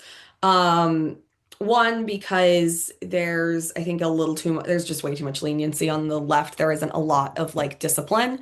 And it can be a very hedonistic, anything goes, anyone Right. can do anything sort of, which understand to an extent. It's a very actually libertarian view in a way. And I'm like, do what you want with your body. But it's gonna be your fault basically if you F up. And of course that lack of personal responsibility also is sort of lacking on the left. And I think that taking control of your body and taking your personal responsibility for what you put into it and what you do with it, and also having the discipline to do that, those three things are much more right coded because it's not something that a lot of the left wants to do. It's funny because there was obviously this shift between like the very anti-vaxxer, raw milk types, used to be very crunchy left type. Southern No California. cock. Yeah. So literally the entirety of Southern California. And obviously it was very this hippie coded thing. And that was also a very like anti-government thing as well. Like the government's poisoning us. Fluoride in your water was a very like Right. left thing. And now it's totally shifted. I think it also has to do with that like control and the lefts now shift to like very pro-government, and though they're the experts versus like the right is definitely more in that like let me have that control of myself. This again another very in this like libertarian horseshoe of on one side, on the left you can do what you want, you can be anything, it's okay if you're unhealthy or whatever. And then on the right side it's like you can do whatever you want. You can drink raw milk. You can do weird, like all this stuff. Don't take your vaccines, so on and so forth. And big medicine, big pharma, whatever. It's funny because I'm very pro, like, very, I would say like Maha coded, but I work in pharmaceutical marketing. So don't tell my employer I said that, I guess. But I at this, so it's again, it totally becomes this horseshoe. And it's just a sign of the times of where that narrative is and what the sides lean towards. But I think it is certainly right coded right now because it's this like your self-control, your discipline, your emphasis on personal responsibility, I think is the big one. And also that sort of like anti-government rejection as well. It's interesting because I'm fascinated by that. The thing we keep talking about, that 2016 Yeah. cultural shift, where there is this kind of, because it's so important, and I get it, people talk about it all the time online, but it's still just understudied in these institutions, understudied in like the policy institutions especially. But it's just this kind of, Hmm. yeah, it's so crazy how these hippie things, like I was just like the things that you listed off, even when I was asking about like, yeah, you kind of, whatever, the quirky health stuff, the esoteric health stuff, they could have all been left-wing coded 5 years ago, even 6 years, Yeah. 10 years ago. I mean, it was all left-wing coded, and now all of a sudden it's right-wing coded. I always think it's even, I mean, Occam's razor kind of explanation. It's even simpler than that, right? It's just an anti-Trump thing. It's one of the things I Yeah. see in finance a lot as well. If I'm kind of a hobbyist when it comes to finance and investing and whatever, blah, blah, blah. Most people in the audience this doesn't care. But it's just like when I see things like that too, there's a huge sentiment issue. Whereas if the economy is doing well, but because Trump is president, you cannot admit that publicly, and you have to constantly Yeah. go on MSNBC or CNBC and just be like, or Fox Business, and just be like, oh, everything's bad, the market's going to crash, like it's going to crash. Like it's kind of this thing where it's an anti-Trump sentiment, and researchers in the finance field, probably because they don't give a shit about politics, they just care about making money. So like they're Yeah. like, they've noticed this, where they poll people, where they ask, if you, depends how you ask the question, depends who is president at the time. Like it really is this kind of, Yeah. not to oversimplify, but it really is kind of a TDS, like a Trump derangement syndrome effect that has kind of just rippled through the culture at every level and every institution and every little thing. And then even like the RFK stuff, right? Like all the things that you said, like people are going to accuse you of being some shill, right? They're going to accuse you of being some quack. Yeah. Regardless, and again, some things that RFK Jr. says is, you can verifiably, it's verifiably false, some of the things that are Yes. said, and then but then some of the things he said are verifiably true as Yeah. well. So it's like, but people don't make that distinction, right? Like the No. fluoride in the water thing, most people don't even really notice or care. It's just an anti-Trump thing to be like pro fluoride in the water or whatever. I've even seen like breakdowns of this where somebody talk about how, like, fluoride in the water is kind of a leftover thing from like before we had, fluoride in all of our toothpaste and mouthwashes and things. So like, people are getting enough now. But, in the Yeah. 1940s and 50s, kids were having like all the kinds of problems with their teeth or whatever. So because like the nutrition was bad, the water was poisoned, whatever it was, like it's just kind of a leftover relic, and we probably could get rid Yeah. of it with no consequences whatsoever, considering everybody kind of brushes their teeth with fluoride toothpaste. Although, are you anti-fluoride entirely? Are you off that I'm not on anti-fluoride Tom's? and I'm not anti-fluoride entirely. I use fluoride toothpaste. I go to the Right, dentist, right, yeah. yada yada yada. Crest is But easier than the whatever fucking natural ingredient stuff. I do Yeah. use fluoride toothpaste, but I use some weird natural thing called Hello Of that doesn't have course. SLS, sodium lauryl sulfate, in it because that's a neurotoxin. No, I am this person. It's so, Yeah. but because my thing too is I can talk about fluoride all day, whatever. But I think my problem, like that's an example of like I think people didn't like fluoride because they were like, this is something you're putting Right, in the water against our will, which is what I understand. right, And know that, 40 years later, there's a study done that over this time, fluoride had a negative effect on right, like the IQ of the children who grew up right, drinking it their entire lives. So there isn't this purpose for it anymore now that, as you also said, people now like brush their right. teeth and have dental, Yes. go to the dentist. And the water is like Um, clean, like we're not like doing it in a yeah. river or like pulling it out of a Ex well You're not with a getting like an bucket. amoeba in your nose because of it. Like, Yeah, yeah, exactly. And again, like there's nuance to things, and there's an absolute utter lack of nuance in any sort of discourse today. You're either all on one side or all on the other. And it's like I totally agree. I am not like an anti-vaxxer type. But my nuance to that is like, I get I've gotten what I know I need, and I don't get what I don't think I necessarily need to be healthy. And that's what you have as a freedom to put in your body. And that is one entirely other thing. And people are like, I've gotten asked like, oh, why do you follow RFK on Instagram? Do you like agree with him? And I'm like, well, not with everything, right, but for the most part of things. And it's been so funny reading this, they came out with that new food pyramid, which is like so good. And it's like, that's completely correct, but somehow there's still people who are finding some right. twisted way to be like, this is bad and fascist, actually. And it's like, no, you actually just need to eat like real food. And that is something where yeah, exactly. You can't say they're doing anything good. And if you suggest even some sort of nuance of that, like, hey, I don't like this, but I do like this, it's just you're off the map. So Yeah, and it's always the reason I bring it up, and the reason I want to make that comparison is because just think about like, especially Obama, like Michelle Obama in the first term, like the first lady's kind of cultural pet project that they do. She was all about like what like let's move, right? That school was her lunches. thing. The school lunches, eating more fruit and veggies, putting the vegetable garden in the way, like all of these things. And then it's so similar to what RFK says, but for some reason, because of this TDS thing, because of this thing with Trump, like it is this kind of unmentionable thing. Everybody treats the stuff, especially like there's probably a lot of overlap between this Michelle Obama stuff and the RFK stuff.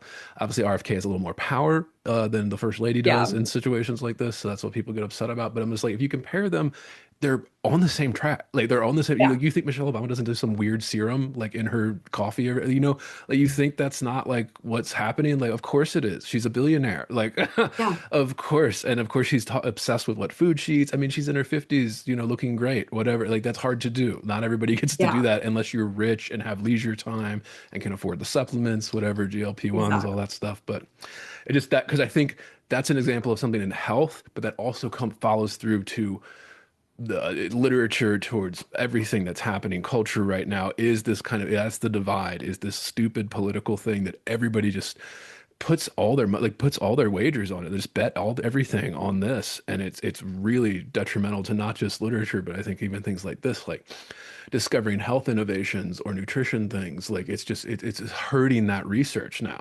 So Yeah. now instead of like even the vaccine stuff, like there's a few things that just are not being grappled with, where there are a few Yeah. instances, and granted, it's probably pretty rare. Everything shows that it's pretty rare. So, okay, probably less than 1% chance this happens to you, like having some, detrimental effect from the heavy metals or whatever that are in these vaccines. But then people just deny that there's anything there, and that Yeah. gets people very upset, makes them double down. And it's like, no, the health institutions need to acknowledge that there is like, a 1% chance or less of adverse reaction, and it wouldn't be such a huge deal. Most people would probably still do the schedule, but like it just because it's this political thing, it is blown up out of With proportion, out of context, out of everything. And then again, that kind of overlapping problems start using as excuses or to explain it away or define it away. And it's just part of the times we live in that you can't escape it. Like that's what pisses me off more than now. anything is you can't escape it online. You can't escape it in literature. You can't escape it in like any type of like endeavor you're trying to do. If you're going into fucking medicine, well, now it's all about this like kind of political leanings instead of the studies that are showing you the data and all of that. I think Just that yeah, basically, if there's some narrative being pushed that this is 100% good, 100% safe, 100% of the time, it is probably not true. right. There are no 100%s. Especially in And medicine. I mean, yeah, especially it's in not medicine. medicine, Yeah. not all of our bodies work the same. That is not a controversial And thing it's to say. It's just and it's also logic. like what do you want 100%? Like it's like 100% Yeah. is going to be impossible to achieve. There's always going to be like a 1% variance or something that's good. Like it's Yeah. never going to be it's going to be 95, 96. Okay, well that we've historically that was always good enough. Like we would Yeah. say like historically because especially when we're talking about mass pharmaceutical interventions like the whole population taking like a vaccine or something. It's Yeah. even, I mean, and people because of that too, like, well, my daughter is 1.5 right now. We were doing the Mhm. vaccine schedule. We were doing the Dr. Bob Sears schedule, which is kind of like a spaced out. It's still on schedule for everything, Yeah. but he's no more than two at a time, and you space them out throughout the first year of life. And we've had zero reaction. She barely even had a fever during most because okay, she wasn't getting 6 shots at once. Okay, we were Yeah. getting one or two and then spacing it out, and there was nothing, of course. So we're taking that 1% risk of an adverse reaction and lowering it even further by spreading them out. Like, that's fine. But like even doing that, like going to the doctor's appointments, like all the nurses, everybody's just, oh, like you're doing that. It's just like, Oh, you're yeah, one of it's this weird those. kind of thing. And then all these assumptions are put on top of it, mostly political, how you voted, how you do all like this is all Yeah. just like part of this bigger problem where politics is too involved in everything and people are playing too much on their teams. And I get that's kind of a easy critique. I get it, right? We're polarized, right? People have been saying that for a decade. but it is kind of it is the problem. Like it is the major problem with Yeah. everything. Like we can't even fucking talk about literature without people hearing something we said during this conversation and then going down a checklist of politically correct or even just assigning to your party. Like I'm sure you even get this, oh, you're not right wing enough if you don't do Yeah. even more of this tin fish shit or something, like this kind of thing. Like it just that's where we are, and it's destroying the culture. It's not just Yeah. destroying art and literature and politics, it's destroying everything. It's a very Uh, totalitarian way of looking at the world, and that's something I utterly hate. I started writing this essay, I haven't finished it all, about how on, the left right now, the dominant narrative, whether, this is realized by most people on the left or not, is the Marxist narrative of oppressor yes. oppressed. And that obviously was extrapolated from your bourgeoisie, extracting surplus value, whatever, from your proletariat, you're oppressed, to what was it, the pedagogy of the oppressed? I forget exactly who wrote that, extrapolating it to obviously race and gender and teachers and students and parents and children. Everyone is oppressed by an oppressor of some kind. And because of that, the very totalitarian narrative now is that the oppressed is the victim and can't have that personal responsibility or claim fault. And that obviously leaves I don't like inflexible ideology narratives. I don't like that. And that's when you get also, you're like 100%, you're totalitarian. Um, Anti-art. It's an it's anti-artist stand. anti-art, Yeah. it's anti-truth, it's anti-science. This also obviously happens in, like, as we were talking about, in medicine and in health, like, and I think, and that's just a narrative I don't work with. Joan Didion, who I obviously love. I don't like style my own writing off of her, but she is one of my favorite writers. Um, Towering figure in just the literary canon. Yeah, towering figure in exactly. the 20th And century. Yeah, her essay in the White Album, The Woman's Movement, is one of my favorite like essays of all time. And it basically gets to the, like, once you're past that sort of first two waves of feminism. So now you've had your suffragette movement, now you've had, like, your woman in the workplace. Once we've basically reached the necessary equality for woman, you still get that the woman's movement of like radical feminism and how do I want to word, but basically her still being like, the woman is still trying to be a victim here. right. We've achieved basically everything that we need to. And it's just an inflexible ideology where if you're always going to be oppressed, like if the man is always going to be the oppressor, you're never going to be satisfied. You're never going to be happy. And it's basically a lot of wasted air. And that was an essay that was extremely formative to like my beliefs on, again, I am a woman and I Right. completely believe, I'm not of that crazy right-wing ilk that's like, women shouldn't vote or all that. Like, women should have agency. Like, I am not of that, but I don't think that means that women are exempt from critique. I don't think that means that women are constantly the oppressed. I think that, she also had a lot of frustrations with this extremely Yeah, inflexible narrative. And that is in this inflexible ideology. And that is something that has obviously, made me be like, this isn't true. This is not totalitarian. Life is not a totalitarian thing in right. America.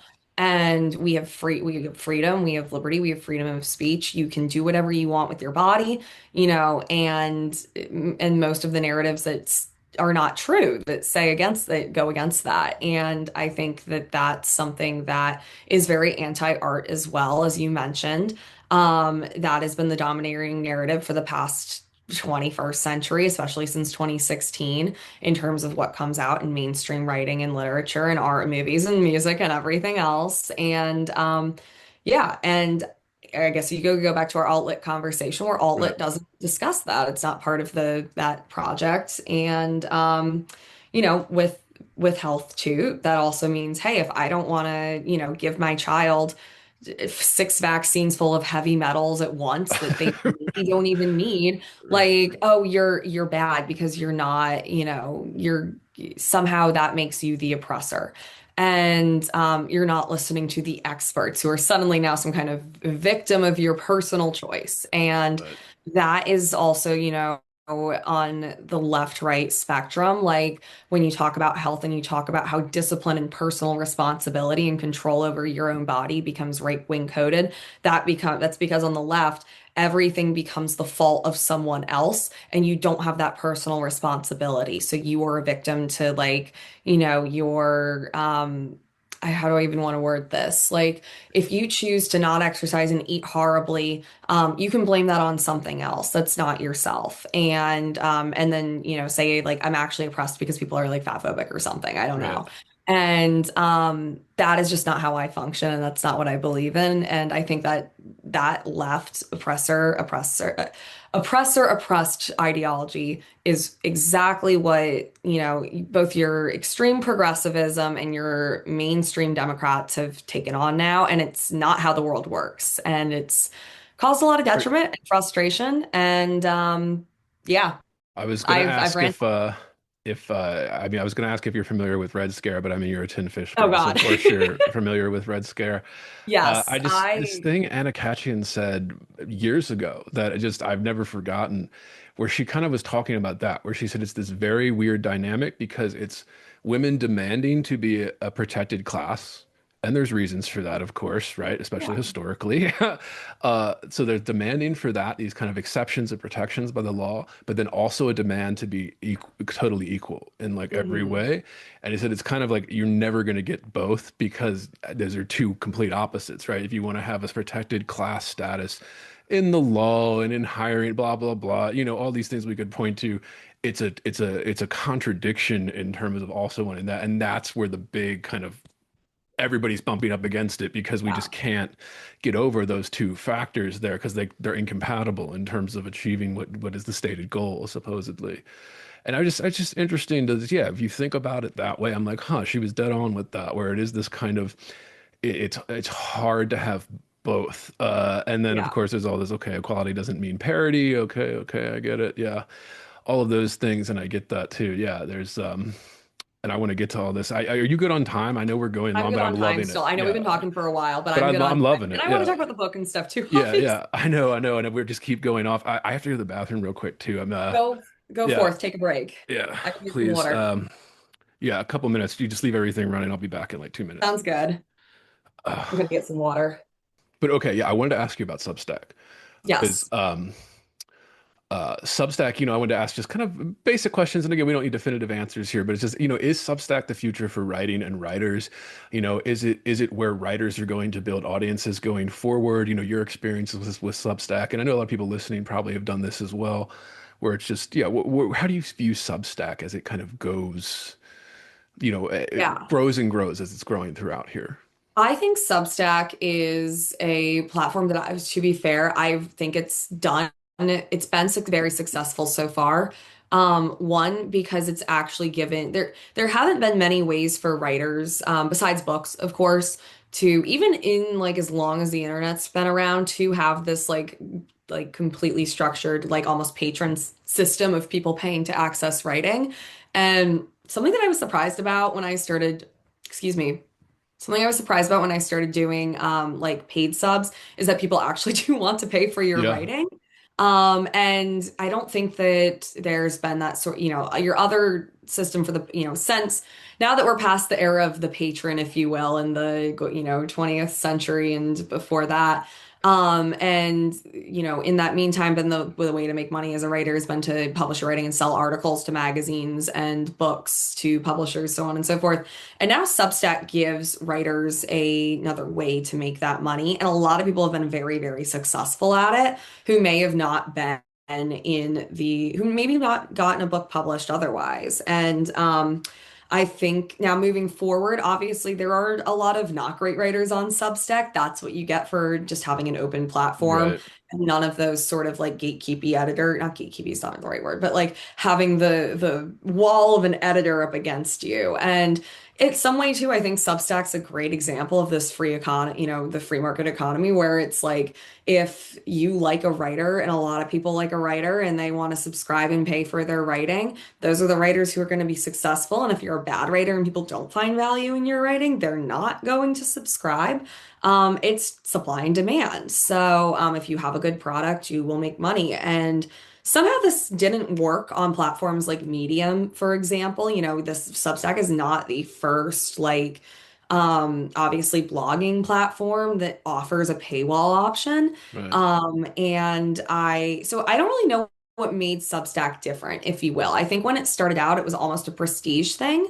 Substack got a lot of really good writers. I remember I was at the New Yorker Festival a couple of years ago, and Mary Gateskill talked about writing on Substack, and she's like, "Well, they paid me a lot of money to be on Right. Substack paid me a lot of money this, but it worked for Substack because." They see their Joyce Carol Oates and writers see their Joyce Carol Oates and their Mary Gateskill and so on who are on Substack, and they're like, I can be on there too. That's not Right. something that other blogging platforms did before Substack. So that being all said, moving forwards, I think because Substack is as I said, great example of how supply and demand and like a choice economy can work. Like, Right. I think it will continue to work. If I, and I'm also, I don't know what another platform that writers might migrate to. Um, Twitter tried this article thing. It hasn't really functioned in the same way. And I think that it will keep being a net good for, Right. even if it can be a net bad for writing just because it doesn't have that sort of editorial, perspective, not perspective, just like element to it. I think that Substack will keep working because readers who want to pay for writing will keep paying for writing that they want to read. And Substack is set up in a way that really incentivizes that. Yeah, absolutely. And I'm thinking you might be a little too young for when they call it the height, the golden age of blogging, right? Yes. This is where yeah, Andrew Sullivan, Glenn Greenwald, all of these big, political commentators now, they all started blogging in like the early 2000s, and then it like came to what it is now. And then Substack, maybe it was just the right time when it came around in Hmm. the digital age, like the media landscape with social media. In those early days with the Glenn Greenwalds and stuff, it wasn't quite what it is now, and it just maybe it was just the right place, right time. And then they had a really good recruiter who I know was offering people like six figures and stuff to be like, hey, we need Yeah. big writers on this platform. And it was kind of at that time. I know Andrew Sullivan has said this publicly, where like he was getting articles pulled from New York Magazine because he Yeah. were too right wing or something. And he is a center right, gay, HIV positive, Yeah. like Catholic boy from England or whatever, and is a very mild conservative in terms of like what you would hear nowadays, at least. But he's Yeah. around that 2020 George Floyd like riots. He was that, and he's like, okay, I'm going to go independent. They offered him money. I think Matt Taibbi was the same thing when he left Rolling Yeah. Stone. He got offered like a six figure for 1 year at least. Hey, post on our site instead of your, working for Rolling Stone, and like, Yeah. you get to keep Barry everything. Weiss was Barry another example Weiss. of this. And obviously the free Yeah. press is still completely run on I don't, I eventually it might have shifted over after the CBS acquisition, Right. but Right. it ran on Substack's framework Yeah. forever. So, And she was recruiting the hell out of people. She got Douglas Murray to write things for her, yeah. and then she was getting what's his face, that humorous New Yorker guy, the guy who wears Uh, skirts, and don't remember his you name. know who I'm talking about though. Yeah, he's like the Yeah. humorist or whatever that writes. Is it David Sedaris? Yes, David Sedaris. Yes. David Sedaris. Yes, that's who it is. Yeah. So recently during post 2020, he's been wearing like skirts and stuff to like interviews, and Interesting. I'm just like, okay, dude, like, yeah, all right. But yeah, Go off, but yeah, I haven't heard yeah. him in a while, but I go off, I guess. And this is also leading Substack and social media as we get to your specific Substack articles. But I wanted to ask, using social media, and this is a question I ask a lot of writers and artists that come on, social media's role in a writer or artist's life and career now, its place in terms of marketing, just, like the attention economy, how do you use social media as a writer, and how do you see yourself using that in the, Yeah, I am very conflicted by this all the time. I used to use social media a lot. Believe it or not, given how online I am on Twitter, I used to use social media a lot more than I do now. I was a huge Instagram girly, especially back in when I think before like Reels took over. I used TikTok during like the pandemic, and now I pretty much use Twitter exclusively. I still have an Instagram, and I will because it's good to stay like connected with more, Twitter. I obviously am much more like I don't know everyone IRL.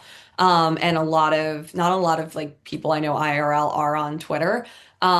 versus like everyone's on Instagram. So Instagram, I keep it. I don't have it. I didn't have it downloaded forever, and I would just check it like in my browser. And now I have it downloaded to promote the book. But Twitter, it's also kind of funny because whenever anyone asks like, "Oh, do you have Instagram? Do you have, whatever social media?" I'm like, "So I have Twitter." And that gets some reactions like, "Oh Hmm. yeah, I don't use any of these other things except for X.com." And It's the most addictive, I think. it It's is, one of it the most is. addictive ones. And they're all I've addictive, broken but yeah. I've broken the Instagram addiction. I've broken the Twitter, or no, definitely not Twitter, the TikTok addiction, but I will not willingly break the Twitter addiction. But with that being said, social media is sort of this weird dual thing for me where it's like I have never leaned social media depends right now a lot on your brand, I think. Yeah. And what people know you for. And I have a lot of things going on in my life. It's funny because some people know me as like the train girl on Twitter. Some people know me as the tin fish girl on Twitter.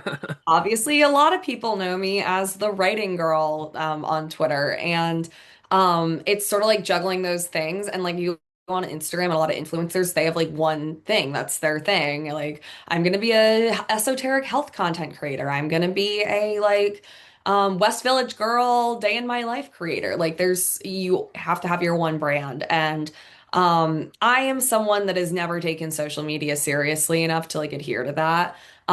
Because of that, I balance a lot, like, myself posting just anything, versus like posting about the book, or my writing. I think I strike a good balance that is very authentic in a way because if I just posted about like writing and then it would become way too LinkedIn-y almost. And that's not the purpose of Twitter for me. Like Right. Twitter is for personalities.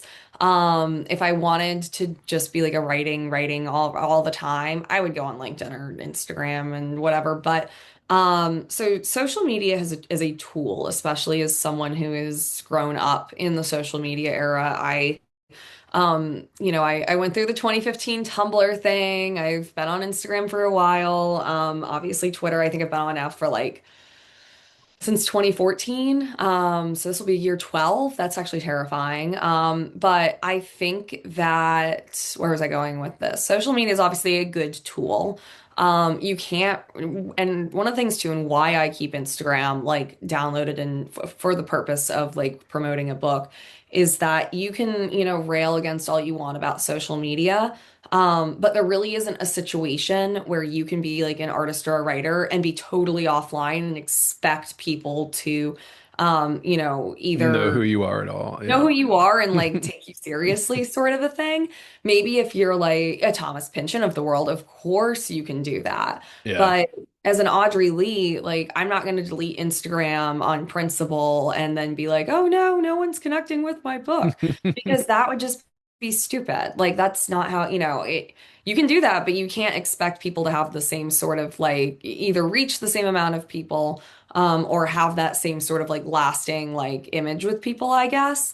One of the, when I was started to post about utter goodness and like the cover, I'm just like post away, AstroTurf, everyone's timeline with utter goodness. And yeah, you have to shake a level of shame, obviously. Sometimes I'm like, man, I'm posting way too much about the book. People are probably getting annoyed. And I'm like, well, that's one more person I reach, Right. every time I post it. And, if people want to unfollow me because I post so much about my book, so be it, whatever, have fun. But I think because, I'm also someone who is still like bring back shame, and like has some sense of like not insecurity, but just like, I don't know what the word is here, but not wanting to, I don't want to feel like shame about, or for people to be like, oh, don't like this girl. She posts way too much. So I think that you have to like push aside your shame and push aside your embarrassment, and post through it is my best advice, I guess, or like take on it. So, it's not just a tool. Social media is sort of an absolute. You can't drive a car without an engine, if you will. You Right. can't really promote your art without a Twitter or an Instagram or whatever. Um, and I also, but at the same time, I'm really bad at having like doing my one thing in my brand. But in a way, I think that's been successful for me. I definitely have a personality and can be an online personality. And people tend to like the balance between, posting about the writing and posting about the book and craft and stuff versus me. What did I post at like midnight last night? Pronouncing shadow ban like Autobahn, like off the cusp, bits like that. So Something that's I think about, what I want to ask you about is especially for female writers, yeah, do you have to kind of do this e-girl thing to market even? I wonder because I see a lot of people fall into it, of course, and then if maybe yeah, somebody just whatever, I understand the appeal of it. I understand why it's happening, of course. Like there's yeah, I mean, I mean now especially you can get paid for it. Getting views on your pictures and things like that. But I just, I don't know. Do you think that's like a trap that female writers especially are kind of getting caught in where you have to, to promote your book, you have to post a picture of your book in like a bikini or something. I don't know. I mean, yeah, something like this where you have to kind of do this e-girl kind of thing to market your writing, yeah. right? I mean, I don't I know. I mean, I've asked this of other like female, younger female writers that have come on here with that because it is. I mean, obviously there's an advantage to that, right? I mean, Yeah, you'll get way more views than if like a for man sure. did that like a male writer or something. Yeah. So it's just, I don't know. I mean, and I've heard people say those all social media is inherently female coded because it's kind of like works in that way, in the socializing way, the gossiping kind of way.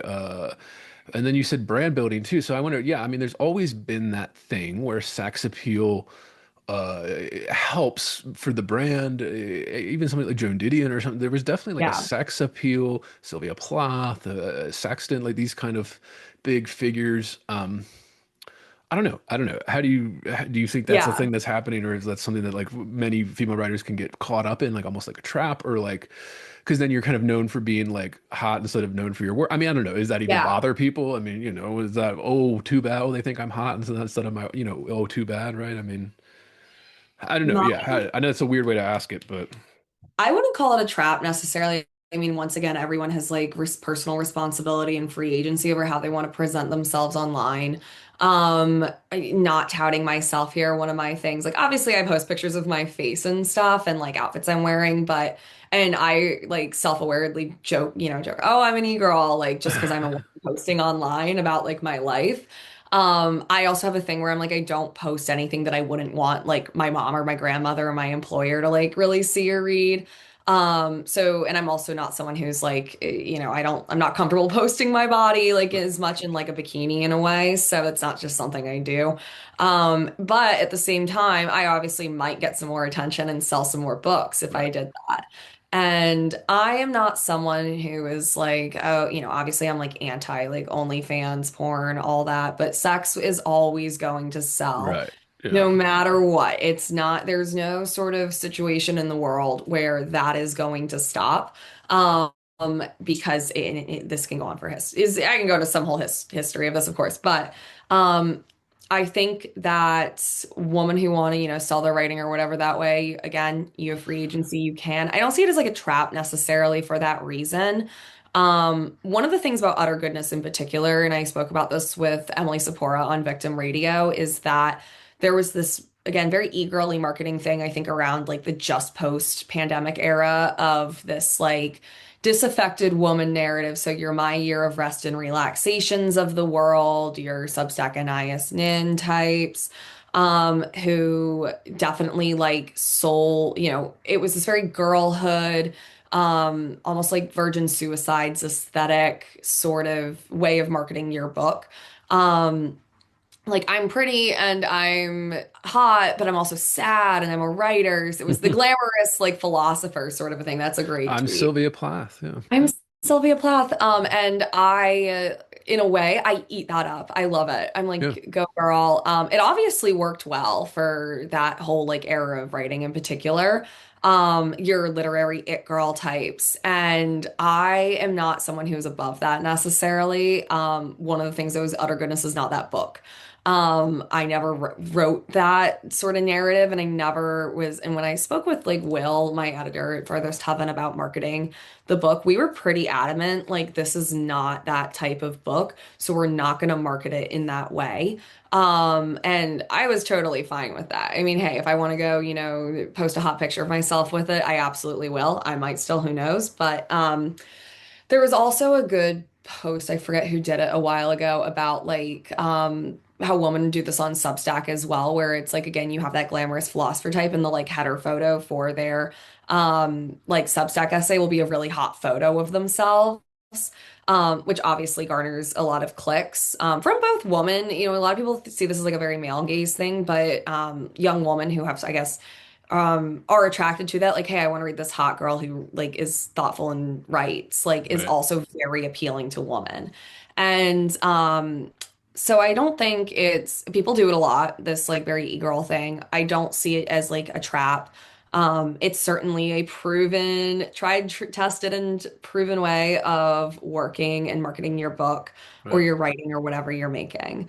Um, and I obviously have thoughts, you know, like one of my things is like if you're someone who does that and you post sort of this sexualized content about yourself, you obviously can't then be like, but why is everyone being sexualizing me? That's just something, that's not how this works. You just have to expect that some people are gonna like sexualize you or be weird about it. And you can't just do that whole like, stop doing that. Like, that's not how this works. That's not how any of this works. And so yeah, I'm not against it. It obviously works in a different timeline. I could be doing that, but it's, you know, I'm gonna post my weird food plates of like soup. And people seem to like that too, and it works with that's built me some kind of brand, which is nice. So I'll take it. I mean, I love to post a selfie when I actually take one. It's funny, I actually tend to get more like followers from like my cooking posts and my Substack posts than I do my selfies, which might say something about me, and I don't really care to look into it that further.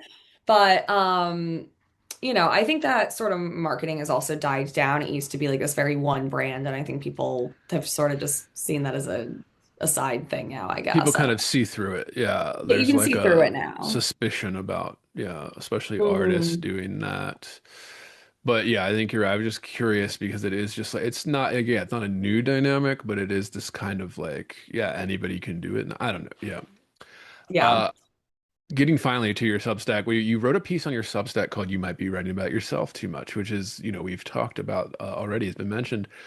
And it's about this sort of this never-ending confessional movement we've been stuck in for decades now. And I always make this claim that the confessional movement never ended. It just Yeah. kind of started in the 60s with this group of poets, really late, like late 50s. And If you're hearing this, it's because you are listening to the free public feed of Heavy Board. To get complete, uncensored, uninterrupted, full access to this podcast, become a subscriber at patreon.com/heavyboard. That's right, Heavy Board is made possible by subscribers like you. For less than 1 cup of coffee per month, you will receive private access to uncensored, full-length episodes, jerk shop, heavy bonus content, subscribers-only AMA episodes, bonus extended interviews, and more. Come join the conversation today at patreon.com/heavyboard. the 60s, and then it's been the dominant mode of writing ever since. Even somebody like the FW, there's a little bit of a confessional, especially with just nonfiction stuff. A supposedly fun thing or whatever, those kind of things. But you make the claim in the essay that confessional writing has almost become synonymous with woman writer, and I'm saying that in air quotes, listeners. Um, but I just want to ask, what do you mean by that? How did confessional writing become synonymous with, quote, woman writer? Why is What do you mean by that? And why is confessional writing so associated with, again, I'm going to use air quotes, female energy? There's going to be a lot to unpack here, I Yeah, yeah, think. please. I think because it became sort of the when women were writing and getting attention for their writing, and this, as you said, starts in the 60s. And one of my favorite books is Culture of Narcissism by Christopher Lasch, which It's very, I very Red Scare coded. Yeah. oh gosh, I they did like that was one of the things like when I first started listening to Red Scare, I was like, I should read this book, and I was like, this is probably what I'm going to end up basing, drawing on a lot from here on out. This is in like 2019, I think I read it for the first time. So I've got My Revolt copy. of the Elite up here somewhere. Yeah. But the my thing, and actually I have flashes. What is it? I'm staring at it right now, but I actually can't see it. This is one about woman, and that's like then I just finished reading a Bolaño book. That's what I'm gonna read next. This being said, that book tracks the shift in American culture, which started in the 60s, me generation, from this Protestant values of like work hard, having your nuclear family, having your insular and close-knit community. This usually meant like your church or your town, and you living an external life sort of in service to your family and your community, towards that more narcissistic me in internal thought, like what about me? And this is where you get your therapy and a lot more therapy culture, which is obviously extrapolated. There's a lot of selfishness in relationships that started with this. I think this is where a lot of gender wars stuff started too. Is a focus more on the self and the pleasing the self as sort of this highest form of like self-actualization. Right. And I think that confessional writing has a lot of incentives to it. And especially around like again this 20 and there's a notable shift between like the essays of Joan Didion, so to say, and like the confessional writing of the internet era. And a couple things that the internet, I think it's inherently an internet thing that caused this. Um, People love to be seen and be related to. There's this, people are so much more likely to like a piece of art or feel as if they feel represented or feel seen or relate to it. They're going to have a stronger emotional connection with it. And at the time that a lot of confessional writing started, and I'll get to the woman thing in a bit, is when a lot of print publications were going online because print just wasn't as popular and we're trying to make money off of that. And that was garnered by clicks and ad views. And that meant that obviously things that get clicks tend to be things that people like to read. And the sort of the lower common denominator of this was relatable content. And women in particular, I think were very incentivized for writing this confessional, vulnerable writing, for several reasons. And I think one, because, um, where do I want to get at here? Like you got a lot of sort of clout for it.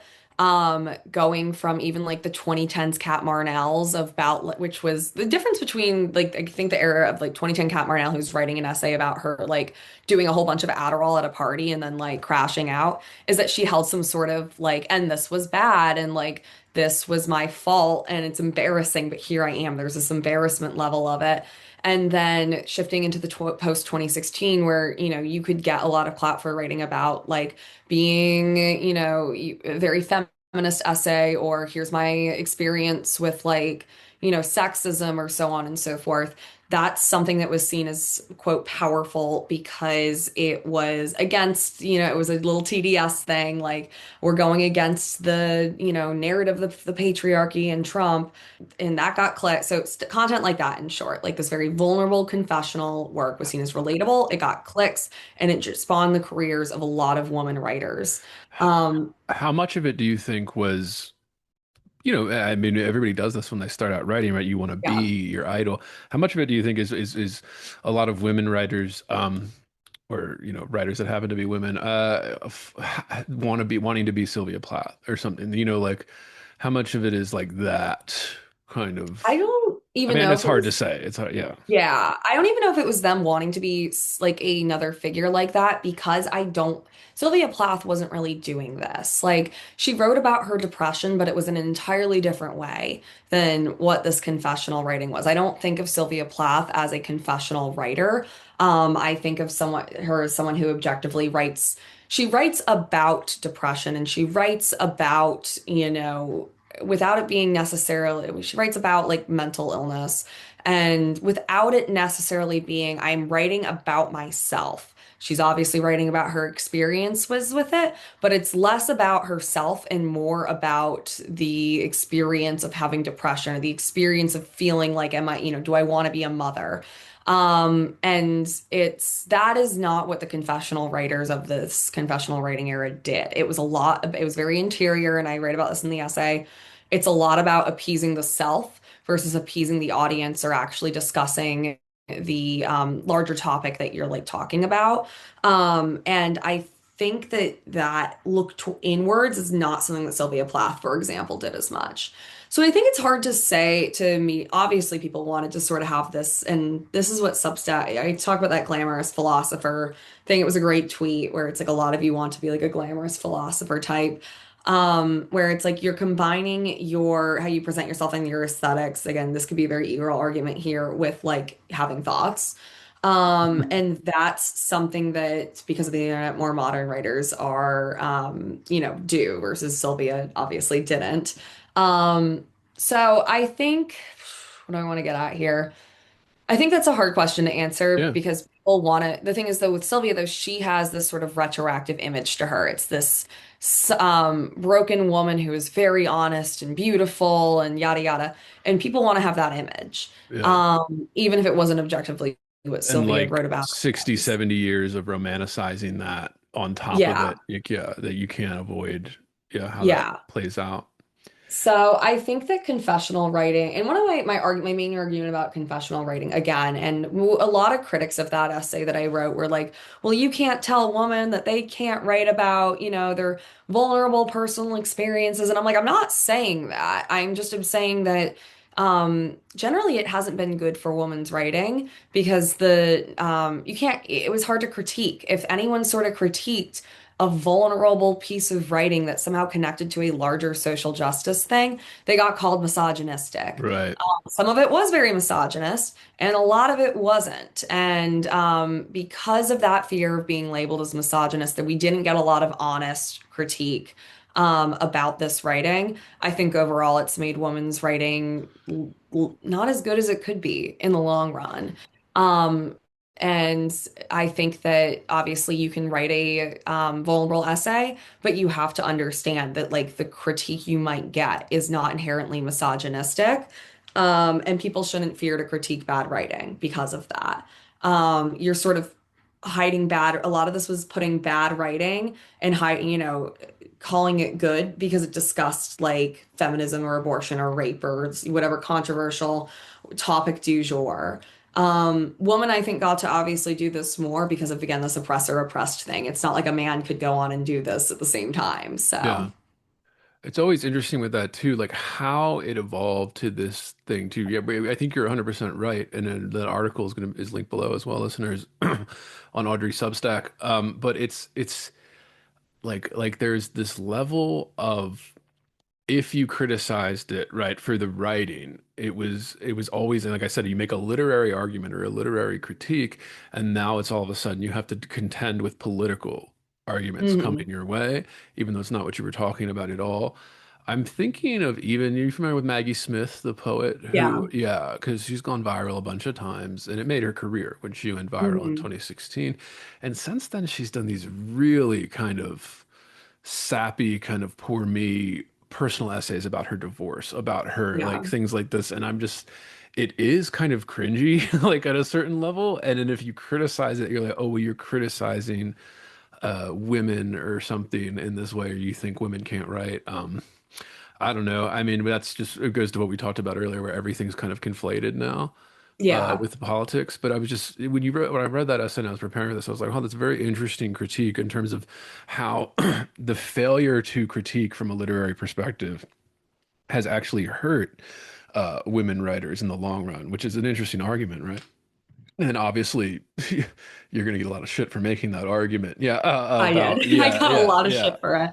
But I stand by it. I am yeah. someone who doesn't like back down from that. And Because you know, it's a good point because it's a yeah. real point. Like yeah, like don't yeah let I think idiots from tell you like not. another perspective of this, like Ocean Vuong, obviously, he's Hmm. posted up so much as gay Vietnamese immigrant writer, poet, and won a bunch of awards. And Ocean Vuong is a good poet, but and obviously, I'm not a huge fan of it, but everyone, won a bunch of awards for like On Earth We're Briefly Gorgeous. And I'm happy we're having this retrospective of, or we did it sort of over the summer of like, is this actually good? Because it's Right. not. I remember reading On Earth We're Briefly Gorgeous and being like, I don't think this is that like exemplary. I remember I, reading Night you know, Sky with Exit Wounds and yeah, thinking the and same thing. And this was when I was yeah, in grad school and I wasn't public facing yet. I didn't have the show or anything. And I got yeah, eviscerated just in classrooms for exactly. saying that, like just saying like it's kind of mediocre. Like, there's some gems in there, but like it's Yeah. this is the book everyone's saying is so great. Like I read it, I'm like, okay, like Okay. it's not Yeah. not And without its merits, but it's still like this is the best we've got right now about this issue, yeah. like or whatever. This And like I 20 think, something kid is yeah. writing these like emo confessional things. And I think that that what you at that time you could not critique that because Yeah, you would get called homophobic, racist, xenophobic, yeah. whatever. And because it's so identity based, and that's what happened with women's writing as well. I'm happy again that we're finally having these retrospectives of like, was this actually good? And let's take some honest critique to the literary quality of it versus the identity quality of it. Yeah. I wonder if it's that we're almost living through like what you said, where like the cream is rising to the top despite all of this. It just takes a little bit Yeah. longer. We have to live through this like decade plus of this obsessive political metrics that determine whether something's good as opposed to the literary metrics or something like that, which I always argue are much more objective than people want to pretend. Yeah. Because No, if you're exactly. like, oh, it's so subjective, it kind of isn't though. Like the best No. ones are not subjective at all. I always Uh, divide when I talk about books that I like. I am very conscious of like subjective versus objective critique. There are books that I think are objectively fantastic books that I subjectively don't really love. right. Stoner by John Williams being one of these. I love John Williams. I love Butcher's Crossing and Augustus. I don't love Stoner. But I think Stoner is still an objectively good book. And it's funny going back and it was totally over marketed in like the when it first was published again by New York Review of Books in like 2006, and New York Times was like, this is the best novel you've never read. And this is a writer's writer. And then there was again like a retrospective years later, and people were like, well, actually he's misogynistic. And it's like, Yeah. oh God, here we go. You can't like John Williams because he's a Mossad, which I don't think he is, Right. um, any more than any other man and when he was writing was, and so on and so forth. It's hard for me to take other sort of the subjective opinion seriously Yeah. when you want something to be objectively critiqued as good or not from a literary standpoint, whether or not you on a personal level agree with or like what is in that book. Yeah, I always ran into this in grad school too, and I mean publicly now as I put myself out there with this show. Like, I mean, I'm a big John Berryman fan, particularly the Dream Yeah. songs. I mean, the show's called Heavy Board, and just remember in grad school, people would, it was when that was happening, where everyone was trying to call John Berryman a racist or whatever. And I was just remember being like, the only argument I need for this is no, he isn't. Yeah. This guy was a liberal professor at the University of Minnesota, and you're going to sit here and say, oh, he wrote this because no, he didn't. No, he didn't. This was the Yeah. fucking 60. Are you kidding me? Like, are Like, you kidding no, me? Did no, you it expect this wasn't. guy to be a rad femme? Like, But even so, that like, that's doesn't. just not what it was happening here. He wasn't doing it like to be because of the black scent in, the Hmm. dream songs or whatever. I was like, he's doing it for a beauty. This is beautiful sound, language, a beautiful English. Like it makes the poems more interesting because of it, and he knew exactly why it would, and that's why it Yeah. happened. It was not because he was doing some large cultural thing about like how racist he is or whatever. So Larry it's just an O'Connor. unfair criticism. Yeah, it's an unfair criticism. It's not coming from a place of literary merit or anything like that. It's coming from this current day political trend, and it's a tragedy. I Yeah, wanted to read absolutely. a quote because you have this thing I want to add, choice feminist, and you wrote this on your Substack. I am not of the belief that critiquing women's writing is inherently misogynistic, as many women writers pass it off as. Writers cannot give into an egalitarian sentiment that all writing is, at the least, worthwhile and at the most extreme. At the most extreme, valid. Women writers cannot give into the sentiment just because the writer is a fellow woman. I absolve my guilt from being such a hater by reminding myself that we need better writing and better standards for, quote, good writing. Some may call me a choice feminist. I just wanted to ask you, what is a choice feminist? Choice feminism is this in a lot of like very modern feminists will rail against it, where it's like you can't you just, again, when I talk about like totalitarian narratives, it's like you have to support woman 100% of the time. And being a choice feminist means that you can be you're, oh, you don't totally support woman, or you're not a real feminist because you choose what you want to like support woman in, basically. And I don't really consider, I obviously I don't really consider myself a feminist as much because I believe that feminism is an inflexible ideology. And there's a lot of nuance to this. I obviously am, that being said, I think that I shouldn't support all women's writing because they're women, and that would make, to some people, make me a choice feminist.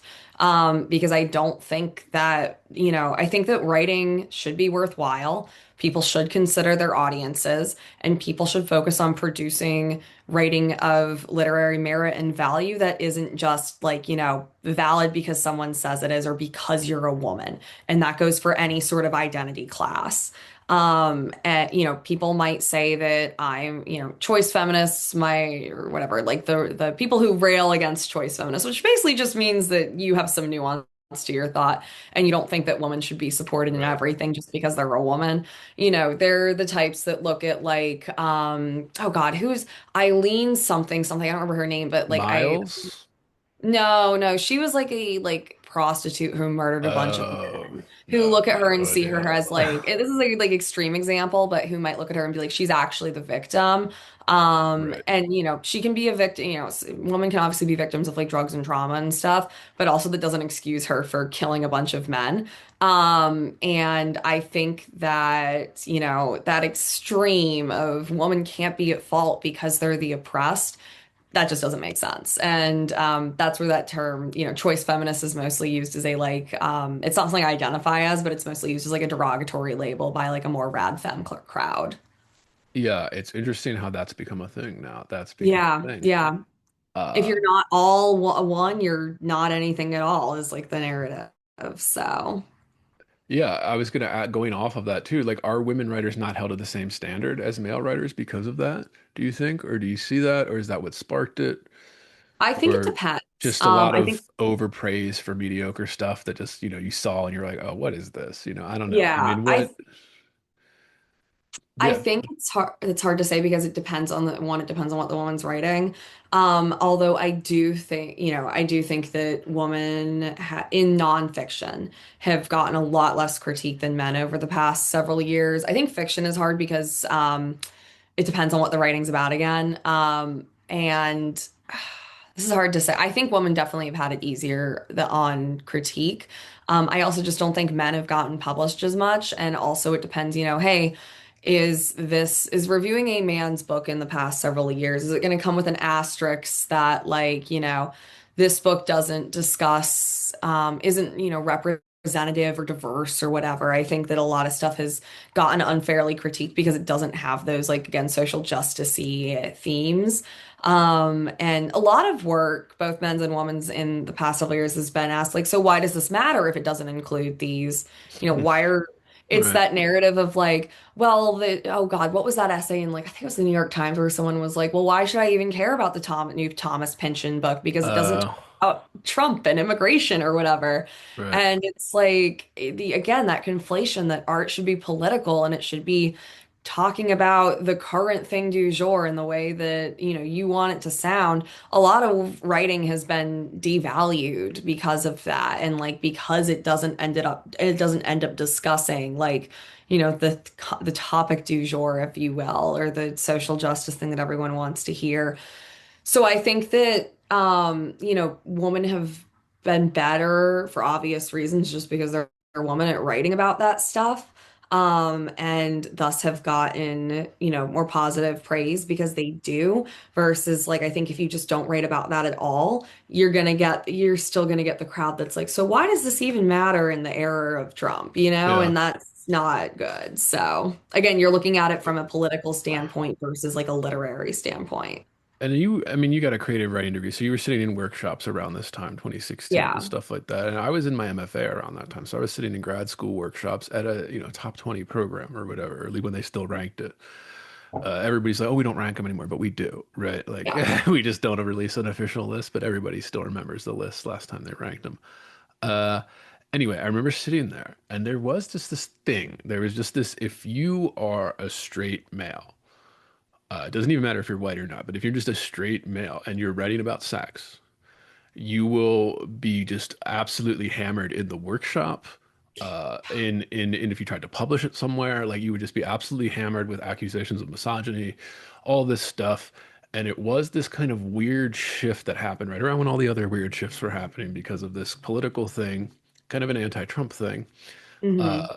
where it was just like, yeah, women are allowed to write about sex, gay men are allowed to write about sex however they want. It could be the most vulgar, raunchy shit in the world if it's a woman or a gay man writing it, or a Romanticy, tranny yeah. or something writing it. But if it's a straight man writing it, there's something inherently misogynistic and wrong or bad or missing or you don't understand. There was always this level. And I remember reading when I was studying this seriously, when you read about those kind of the new critics and the kind of feminist critiques of things that were happening really, which exploded through the 60s and 70s and all of that, and really has never stopped, just like the confessional stuff. There was a moment where it is like where the arguments against it were like, feminist critiques in literature, especially, and this can go for Marxist critiques as well, which have consumed everything, as you mentioned earlier. There's Hmm. this that like it's more about what isn't on the page than what is on the page. And Does it's it this hit your kind of, checklist? yeah, and it's this kind of, okay, so what are we doing here? What are we doing with the study of this then? Like if we're trying to study it from this specific lens and we're just making things up that aren't there because we wish they were, we're not actually doing like literary scholarship, although you could argue that's what literary scholarship has become. And that's one of my kind of hobby horses, sort of like it's all become, even the scholarship has become confessional in this weird way, where if you're writing about a work of art, it's about your personal confession on top of that work of art. And I get that. That's how you interpret a lot of art. That's fine, right? That's how people do it.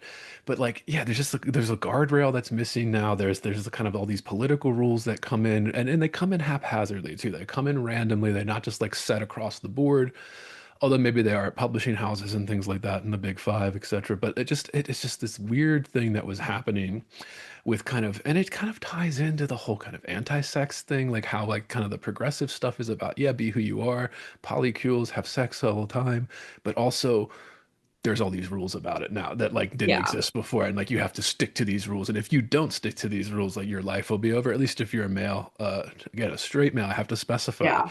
and I'm not saying that because of some homophobic thing, listeners. I'm saying that just because of the reality that I'm observing. Whereas like if you can write about gay sex all you want, you can't write about straight, at least from the male perspective. You can do it from the Yeah. female perspective, and you get as raunchy, as nasty, as graphic, as pornographic as you want, but there is this kind of restriction.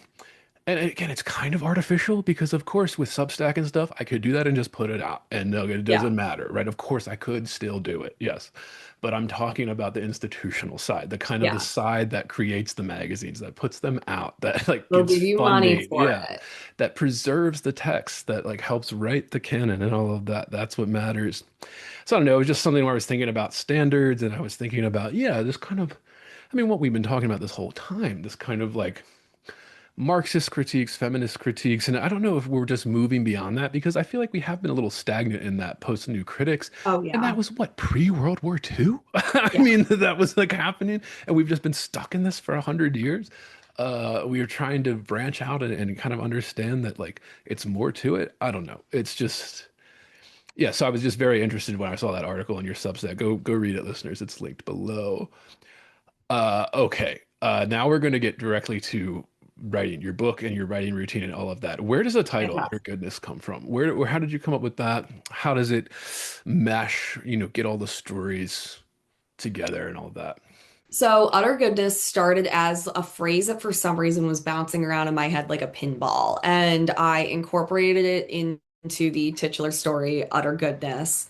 And and again, that was a phrase that had no connections from anywhere, but I loved the idea of having this cult, and utter goodness is this like, both like a beef tallow that they're selling to fund themselves, as like this cow is like a holy thing to them, and that was the story, the collection started with the title American Girlfriend, actually, after the final story in the collection. Will and I at Farthest Heaven, he made the great point that one, this is, as I spoke earlier, this isn't that like girl lit disaffected female sort of a book at all. And so marketing it as American Girlfriend really fed into that in a way that we didn't think was accurate. Two, if you Google American Girlfriend, you're going to find a lot of weird people trying to find American girlfriends. So, from an SEO perspective, that didn't work. And we tried different titles. One of our favorites was States of Play, which unfortunately, then I Googled it and it's a book about soccer. So we couldn't go with that one. And we eventually landed on Utter Goodness because it's sort of, it's got that, quick utter goodness. It sounds great. And two, I think it really does sum up a lot of especially the faith-based themes of the collection, this sort of idea of utter, complete salvation and goodness. I always say that a lot of the stories in this collection, there is a very faith-based theme that runs through them, and a lot of them are that these characters are searching for something, to fill a spiritual sort of missing hole in their lives, and they fill it with being in a cult, they fill it with work, they fill it with relationships. And none of them have truly, achieved this faith in God or this self-actualization that might be utter goodness. Right. And I think a lot of the characters in the story are in search of that. So that's where that title came from. It started as just something bouncing around in my head. Couldn't tell you where it came from. Moved its way into this story, which is the title story. And then I think sort of became like this overarching theme of the collection as well. One fun thing is that I didn't realize until I showed the story Utter Goodness to Anna Krivalopova, fantastic writer by Incurable Graphomania. She was like, "Oh, utter, like utter, like of a cow." And I was like, I didn't even realize a double entendre until you just said it. Oh man. And so one of the things is we can't use a cow on the cover of the book. So Uh, the inclusion of utter goodness is the title about the story with cat involved cows, completely accidental actually, whether that was subconscious or not. Maybe not. Yeah. Yeah, that's interesting too when I think about how, I'm just curious how that, because you get something that sums up the entire collection. Yeah, that's a difficult thing to do or whatever. I remember I love Modest Mouse too, again, outing myself as a millennial here. And Isaac Brock would always talk about that. Again, he's one of the greatest song lyricists that in rock history, although he doesn't get his due just yet. It will Mhm. eventually. But he always said that naming an album, where he said Yeah. naming the album is very difficult. And they're like, why? He's like, well, just getting something that captures all of these, a dozen songs that we made. And he would usually take it from like a lyric somewhere, like a tiny Yeah. little lyric in the middle of a song that wasn't a single or anything like that. And it was like good news for people who love bad news or whatever. Yeah. One Great of the fucking things thing. Yeah. No, One of please. Love Modest Mouse. One of the things too is when we were organizing the stories in the club, like where each one went, we really structured it like an album in Right. mind, and that's why like we started with Sparkle Time as this very like short. It's a very short story, but it introduces the collection and sort of a lot of the themes and the voice and the weirdness of the collection, almost like an intro to an album. And then we were like have the hits up front, some of them that have already been published, have some that haven't been published, or deal with different themes that might differ from the rest of the collection in the end, and then finish off with this like giant epic of American Girlfriend. So we really did try and structure it like someone might structure an album, which I really is something I like about the collection. And one of my beloved friends in Twitter mutuals, he writes this, he's floating sign on Twitter. And he put out a review of Utter Goodness yesterday on his Substack, The Red Gaze, and he spoke about how it's like structured like an album, and I'm like, oh, awesome, people are seeing this, even though this obviously is not how it was marketed or like Right. something that we publicized. This is how we wanted to structure it. So, Yeah. It's always, I had a poetry teacher. This is when it's a community college. Would say, do you want people to get what you wanted out of that work of art, mhm. or do you want them to do whatever they want to it, or like take whatever Yeah. they want? And like, it caused kind of a stir in the classroom, but I was always on the side of, well, you want them to get what you want out of it, right? And if Yeah. they don't, well, then you failed at like doing it, right? Effective at it. So when the Yeah. people start picking up, it's so rewarding to be like, yes, that's exactly what I was going for. But then also the opposite of that is true too, right? The frustration when people start just like pulling shit out of nowhere or something. You're like, fuck, did I not make that clear? Like, did I not make that Yeah, fucking clear? right. Like, what are you doing? But I yeah. had someone call Mhm. Harvesting Bunnies in the collection like a very just story. And that was one where I think one of my critiques for myself in that story in particular was I'm not someone who loves to be a heavy-handed writer and sort of hammer you over the head with like the point. And well, also I still want to be, obviously successful in my intentions. And that is a story where I was like, this could be read as like a scorned wife story. For context, it's this woman who lives in rural Georgia, and she breaks her leg, and she's very in fear of her husband. And I'll leave it at that so you can kind of figure out the ending of it. But she sort of becomes what she fears. And that was one where I'm like, I don't want this to be a just woman or someone who, maybe at the end, the husband cheats on her, and I'm just going to spoil the whole thing. She kills him. And maybe that's some very biblical reading of just. I just read Plato's Republic in a reading group that is obviously all about what is justice. And so maybe from that level, like, sure, there's probably some ancient like Greek thing where it's like, yeah, it's just to kill an adult, someone who's committed adultery. But this is obviously a story that takes place in the modern day. And I made her this very like delusional character in that she lives in this utter like fear of her husband.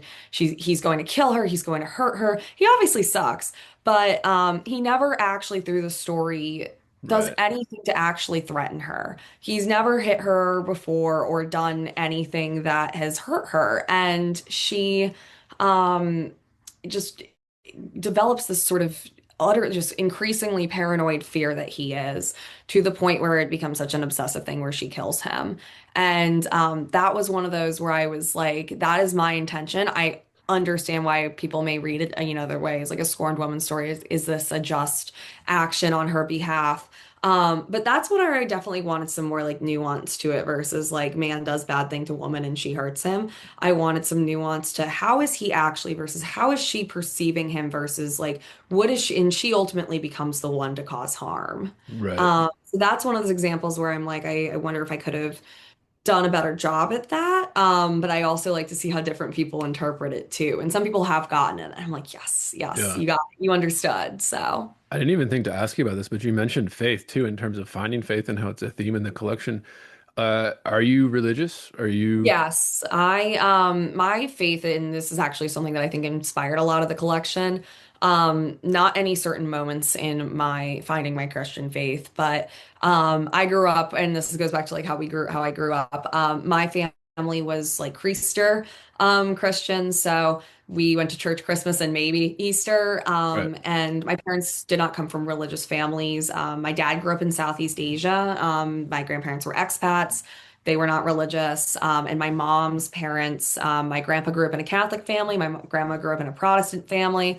No one was happy when they got married for those reasons. And so they pretty much were like, we're not going to raise our kids in a faith because of this. And I went to an Episcopalian high school, but I was very much like agnostic throughout my childhood. It wasn't Right. something I understood. It wasn't something that like I agreed with at that point, and just generally just something I didn't get, I think should be Right. the point here. And I started going to church in like late 2021, early 2022, when I was really having like a crisis of like, what do I believe in? What am I following? And my faith since then, I started in an Episcopalian church and I ended up at an Anglo-Catholic church for a while. I was just kind of going around different like denominations to figure out which one I did believe with, or like made the most sense to me. I have a lot of Catholic friends. They encouraged me to go to Catholic Mass, and so I've been going to Catholic Mass for about a year now. And that is one where I've sort of, found a space there, and I can talk about what that makes sense to me. But I've sort of realized that a lot of my like personal crises and what I was searching for, what did I believe in, was due to a just spiritual sort of hole in me and nothing to fill it, and nothing that, I tried to fill it with was fitting. Whether that would be partying, whether that would be politics, whether that that would be, something Right. else.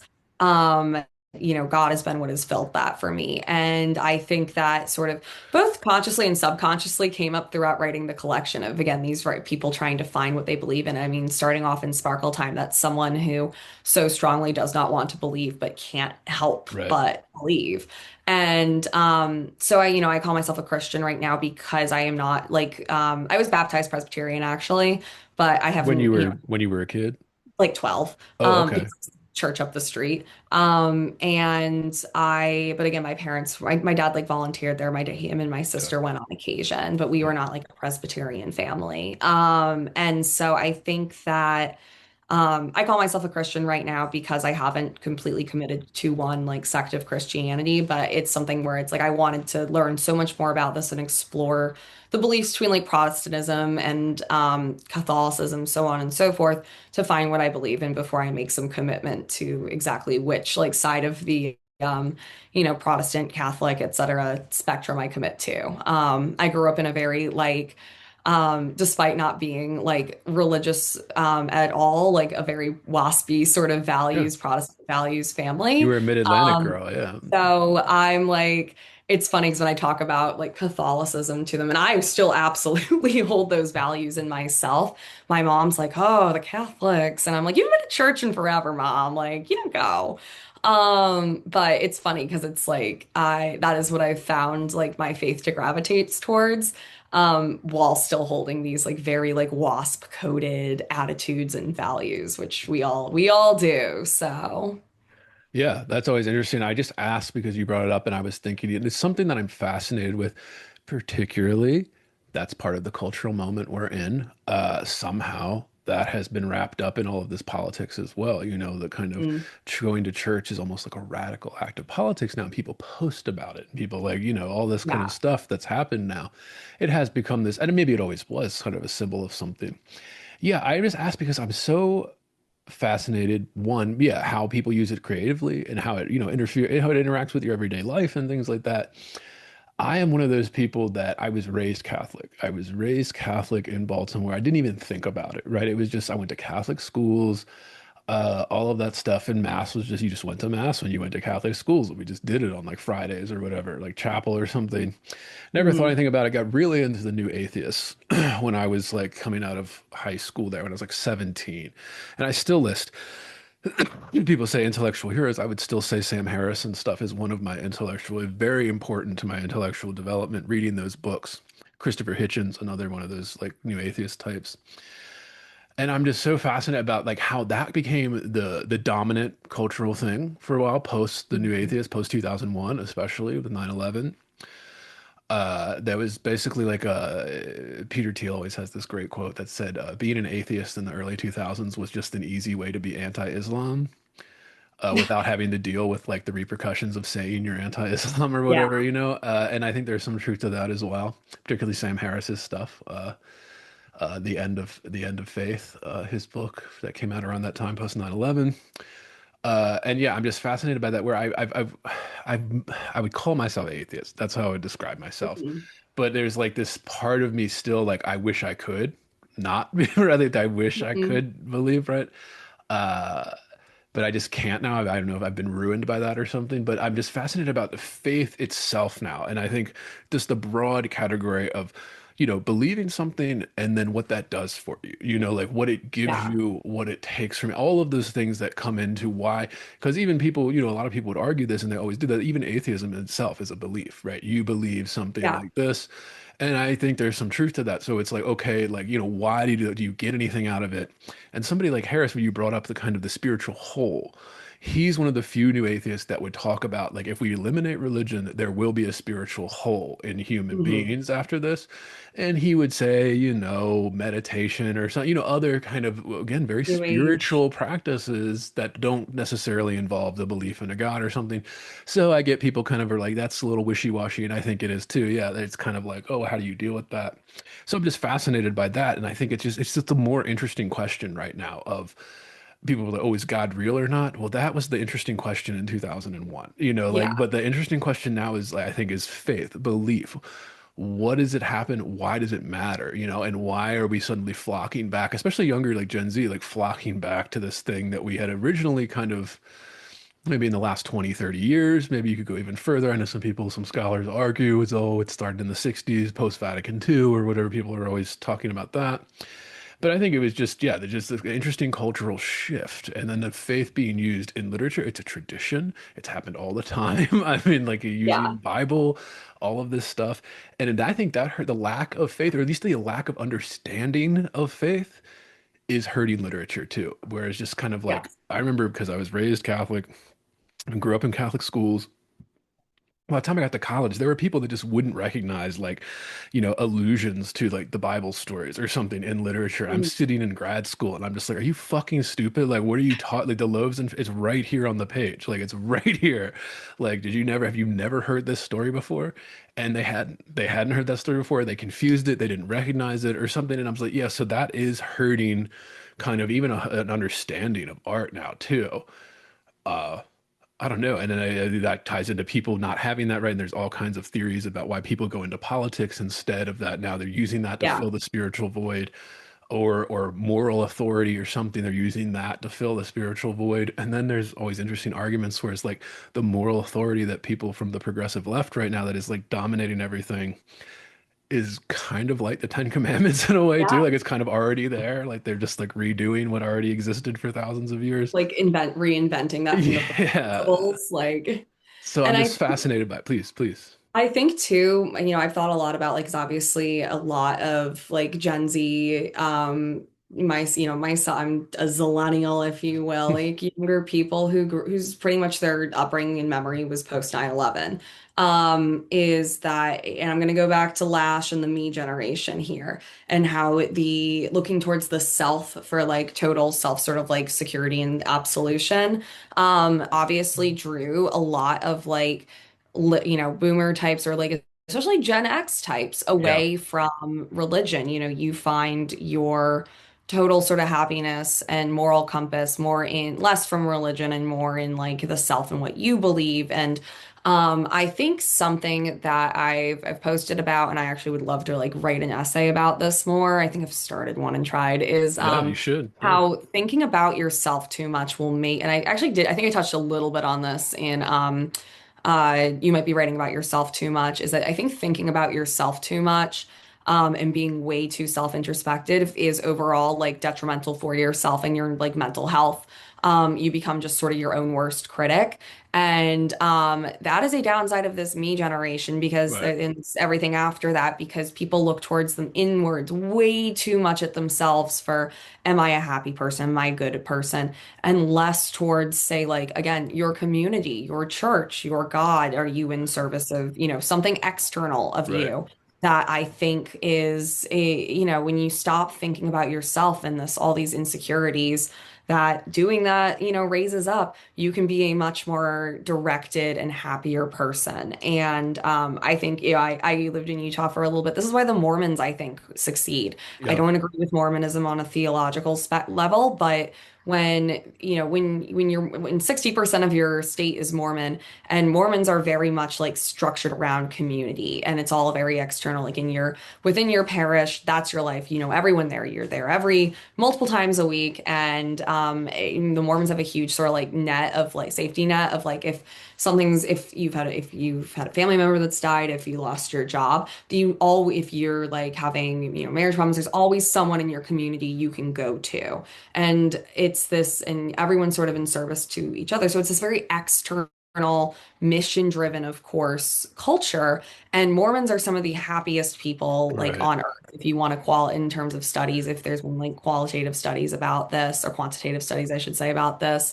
And I think that they are like a completely sort of like example of what maybe used to be and what that 60s me generation onwards now to like again our very introverted, very therapy speak antisocial culture has lost. And I think that that is a reason why a lot of younger people were isolated during the pandemic and grew up in a lot of families didn't grow up with faith as a strong thing, mine included, in the household. And that's why a lot of younger people are turning to religion and Christian faith and church because it is a way of, finding happiness and finding your moral compass and being in service to something larger than yourself that we just didn't grow up with. So, Yeah.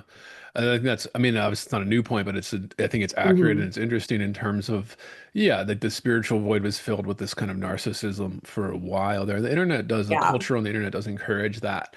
But then, as you I think you rightfully pointed out, it eliminates these very human things that religion kind of codified in these easy to understand parables or even like Ten Commandments or something, right? Charity, grace. And then, of course, having charity mhm. and grace with yourself, right? Let alone if you can't do it with yourself, well, then you're not going to be able to do it with the external Anyone world, else. yeah, and anybody else. We're giving people a little grace or a little charity, or yeah, I mean, I think that's a huge problem in the discourse, obviously, especially, people can say whatever they want in comment sections and things, or going back and forth. Even if you're a public journalist or something, going back and forth with some rando on Twitter, whatever. That's not like, a prestigious publication. But sometimes these people just like put shit in these, like the prestigious publications that just put out some of the most fucking vile, uncharitable, bad faith nonsense Yeah. where there's no grace, there's no charity, there's nothing like that at all. It's actually the worst interpretation you could do. And it's so bad faith that it's kind of disgusts me when I look at it. And I'm just like, that's getting published in supposedly the most, in the most, not even supposedly, these are the most prestigious publications in the world. The Yeah. New York Times, the New Yorker, these types of publications. I mean, The Vanity Fair more yeah, recently. yeah, I think too something on this and something that I, explored somewhat abstractly in Utter Goodness is like tabloid culture. I yeah, obviously grew up in the era of like going to the grocery store and seeing just celebrities getting eviscerated on like tabloid covers. And of course, it's a lot of like gay men who are writing about women. And there's no grace there, obviously. There's no charity to Mariah Carey gained 2 pounds and now she looks like a fat cow or right, whatever. And I think that. And that obviously gets a lot of attention. And I think, where was I going with this? I think that was sort of like, in Utter Goodness in particular, the characters are very much judging each other throughout it.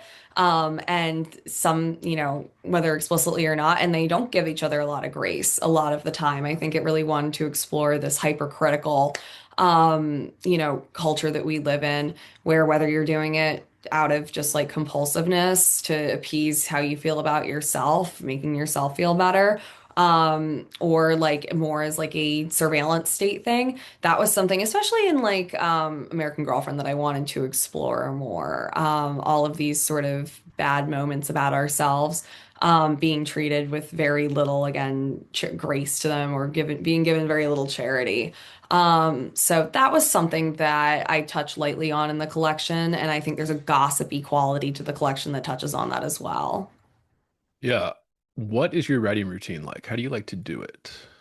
I am someone who has to write everything all at once or nothing at all. I want to start working on a novel again, and that's something where it's like I'm not someone who can do like 200 words a day willy-nilly here or there. I need to go like total body fascism for like 2 months. Total writing fascism is my joke here, and like have a routine where I lock myself in my office and make sure I hammer out 2,000 words a day and not leave the office until like said 2,000 words are hammered out. And I need to do that until the novel is written. So it's very much when I start to, and also when I write a short story, for example, I have to get it on paper all at once. It's rarely something that I can like work on. Once I get rolling with it, like rarely something that I can do in bits and pieces, sort of a thing. I will write something and then I found that like I get my best sort of revision ideas in like a hot yoga class. I'll be in like downward dog and be Yeah. something will just click in my head and I'll be like, oh my God, gotta get home and like write that out.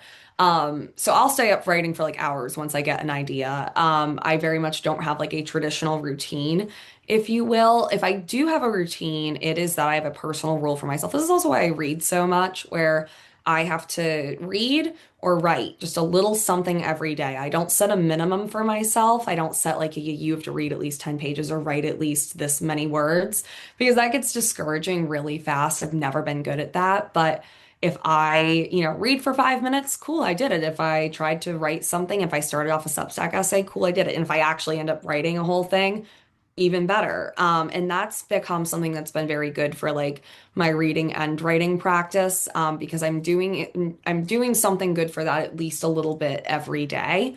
Whether or not I end up then spending the next 3 hours, 6 hours, whatever, getting down a short story draft. So, um, I definitely am someone who, and I work a full-time job, lead a life outside of this. So it's something that I would love to be one of those people, as we all do, who sits down and writes 200 words a day and drinks their tea. But I'm someone who needs to lock herself in a dark room for 2 hours on end and get Right. something on paper. But because, just staying in practice, having my little like reading a little bit, writing a little bit a day rule really helps with that too. Yeah, absolutely. Do you do a set time or just whenever you can fit it in for your kind of Whenever I can fit daily? it Yeah. in, I'll read on my lunch break, write out, Right. right before bed or something, so on and so forth. So just sort of whenever I can fit it in during the day. I've found that to be more productive than being like, you have to write 300 words a day or whatever, because once I feel like I'm pulling teeth writing 300 words a day, I stop it because it's Right. not really working. And I found that that sort of practice of not setting a minimum for yourself is, and also obviously not setting a maximum, is a really good system for myself. What when you're doing this, like when you're piecing it together, we like these kind of details on the show where there's kind of, are you during those sessions, are you kind of giving like, yeah, like a kind of piecing it together later when you're getting those big long writing marathons, kind of piecing these little sections that you have, like almost like you said, puzzle pieces with poetry and stuff, like kind of Yeah. putting the puzzle pieces into place. You're like, oh yeah, I had this idea here and I wrote, a paragraph or two on it. I can throw it in here and rewrite it real quick and it'll fit. I don't know, just is that part of the process where you like to do Oh yeah, this for or sure. If I have like an idea somewhere, I will absolutely use that time to pull it in. That's something, and that's why I never like delete drafts of stories. And even if something like I started and I made it two paragraphs in and it totally flopped, it's gonna stay in my Google Drive for the rest of eternity because I never know when I'm gonna want to pull that in right? again. Do you handwrite, type? What are your preferences? I Both? type. Type. I'm usually not a handwriter for fiction as much, or anything at that regard. But I am definitely just a typer. So Yeah, it's weird too because I have a weird thing with that too, where poetry I like to handwrite first drafts, but yeah. then for fiction it just takes too long to do that, right? You can type Mhm. faster than you can write. So like but then like when you go to type up a poem after that, that's an editing process for the second draft now. Like it starts to edit things out. I think the same thing when you do the rewrite or something after the first draft for longer form. I don't know, so it's just the type of thing we like to hear about from writers on this show. Because The that's the work, man, right? Like that's yeah, the work. Like everyone's like, "Oh, you wrote this book, that's great." But it's like, yeah, but this is like the years, the grind of like yes. doing this. I did That's what writing is. Yeah. I cannot. My only thing is I can never write on a phone. Like I Yeah. hate typing out long texts. I can't believe Olivia Nuzzi apparently wrote American Canto on her phone. That is a truly sociopathic behavior to me. So not so. She was kind of sociopathic when the I mean, details well, came out. Yeah. yes. It totally makes She sense. was, I mean, I say that, but like she was kind of a millennial. Like, Yeah. yeah, acting like a So, millennial. but I also have done I when I did more poetry, I definitely started with like handwritten drafts. I think because having paper too, when you're crossing stuff out and whatnot, you don't have to just delete it to get it off the Yeah. Right. page. You can sort of cross it out and scribble in your margins and stuff. So I think that's especially a helpful process for poetry. I do like to edit on paper. I do Yes. like to print out stories and go to town with a pen. Yeah. Um, Track changes has the same purpose to me, but I find it a lot easier to sort of visually get down those edits and those changes with just a pen and paper. 100%. I love that. And I think more people should. I think that the disgrace in terms of internet content full of typos is because when you work as an editor at some of these magazines now, like everything's on a screen with track changes, Yeah. or even worse, it's in Google Docs with the track Yeah. changes that you're sharing through everything. And you just, there have been studies. If it's on a piece of paper, you retain more of what you just read, Mhm. and like you can spot the errors better. At least I can. Like, there's a difference between if I edit something on a screen, I am missing at least 4 or 5% of grammatical things, all the little period, whatever it is. Uh, just because I don't know what it is, there's something about our brains where we're looking into a screen where we just don't quite comprehend it as well as if we're just looking at that page with the black, ink on it or whatever.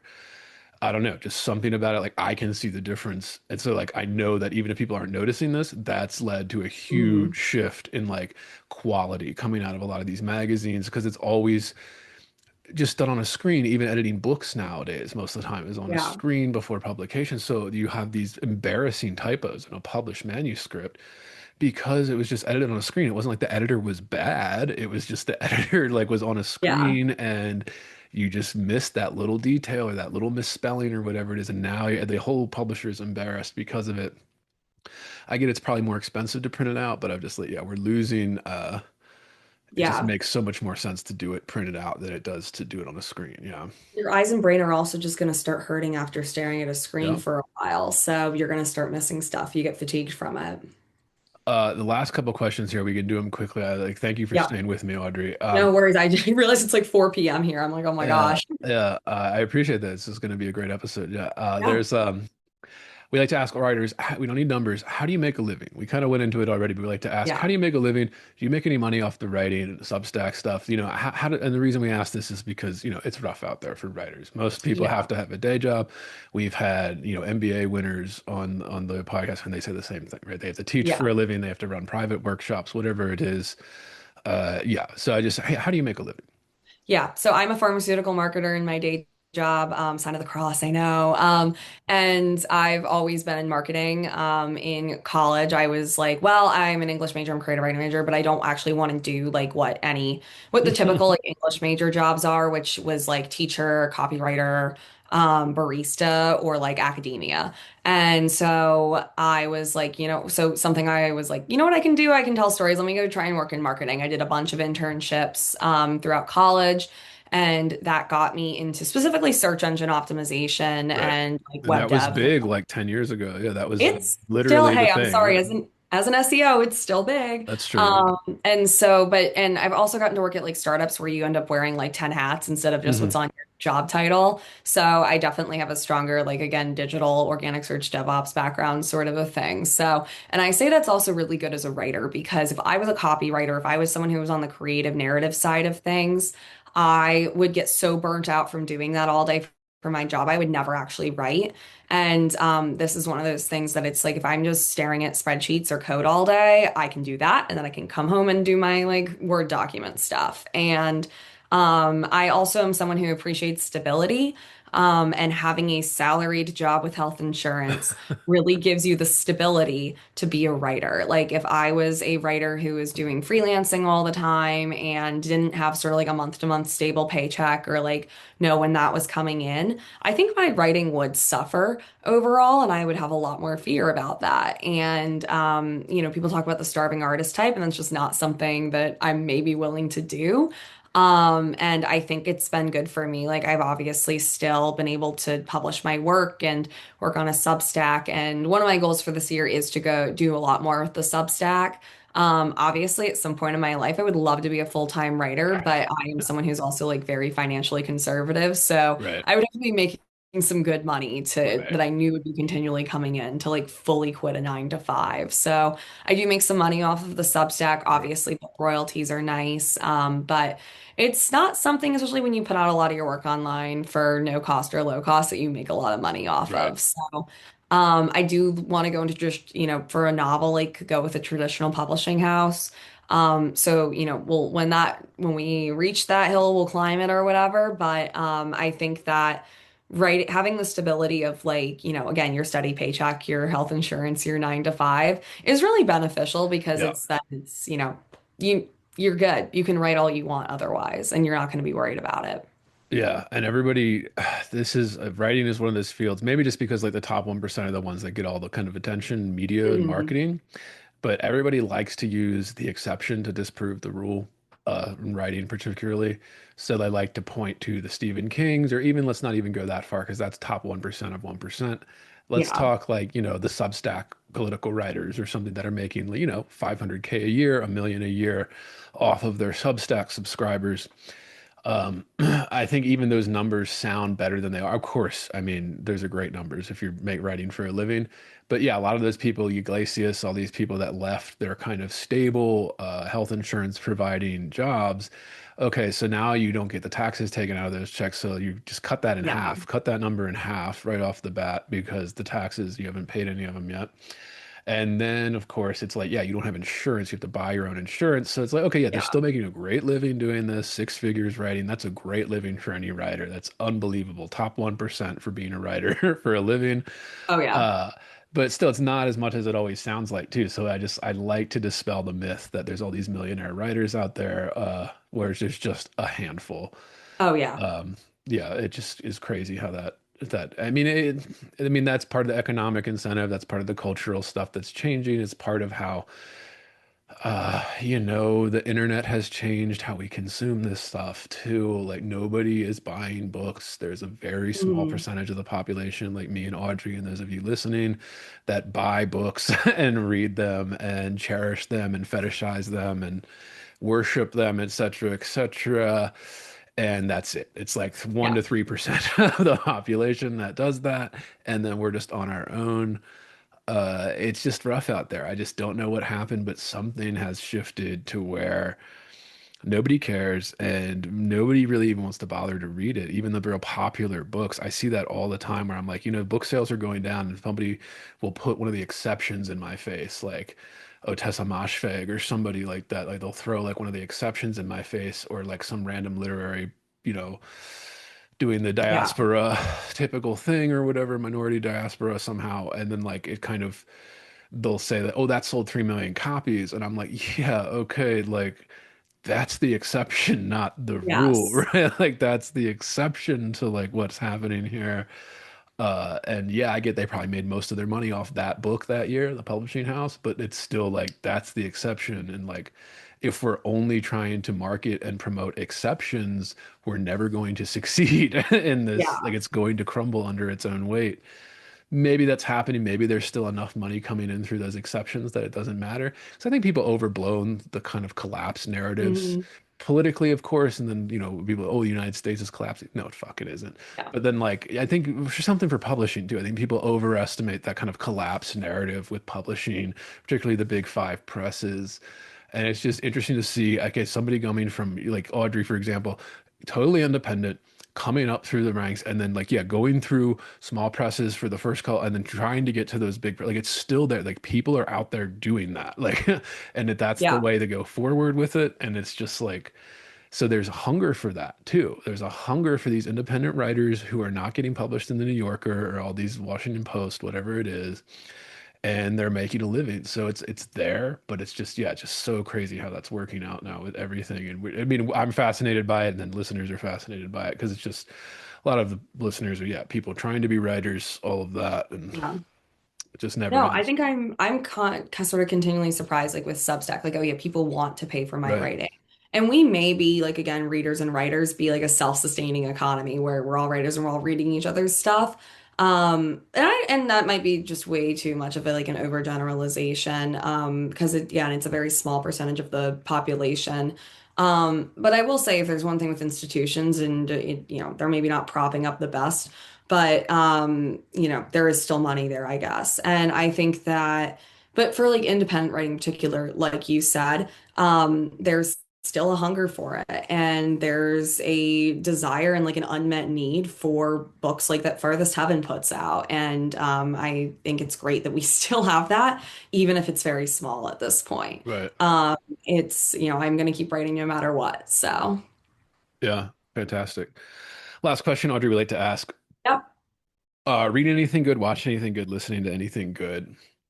What's filling your head? Ooh. And this can be anything. Yeah, this could be reality TV, this could be high literary, whatever is filling your head. So I have this ongoing thing because I am very like protective about what I think I ingest media Yeah, wise. This is why I'm like I take a lot of pride in like what I read, and want to focus on more like high, yeah, what you would call like highbrow literature or something that brings something new to the conversation. And I would say the same with like, this is why I stay off of TikTok and like Instagram is because that can immediately fill your head with like a lot of slop. And I don't watch a lot of movies, I will say, and I try and really watch like good movies. But one of the things that I do let my guard down on is television. I love to like just and watch awful television. I mean, to be fair, so my thing right now is Desperate Housewives. And I do love Desperate Housewives. It's a ridiculous show. It's actually really well written and really funny. And I wouldn't call it, it's somewhere in this weird thing between like it's not a soap opera, it's not reality TV, it's not that bad, but it's also maybe not like a Sopranos Yeah. quality or like, HBO moment there.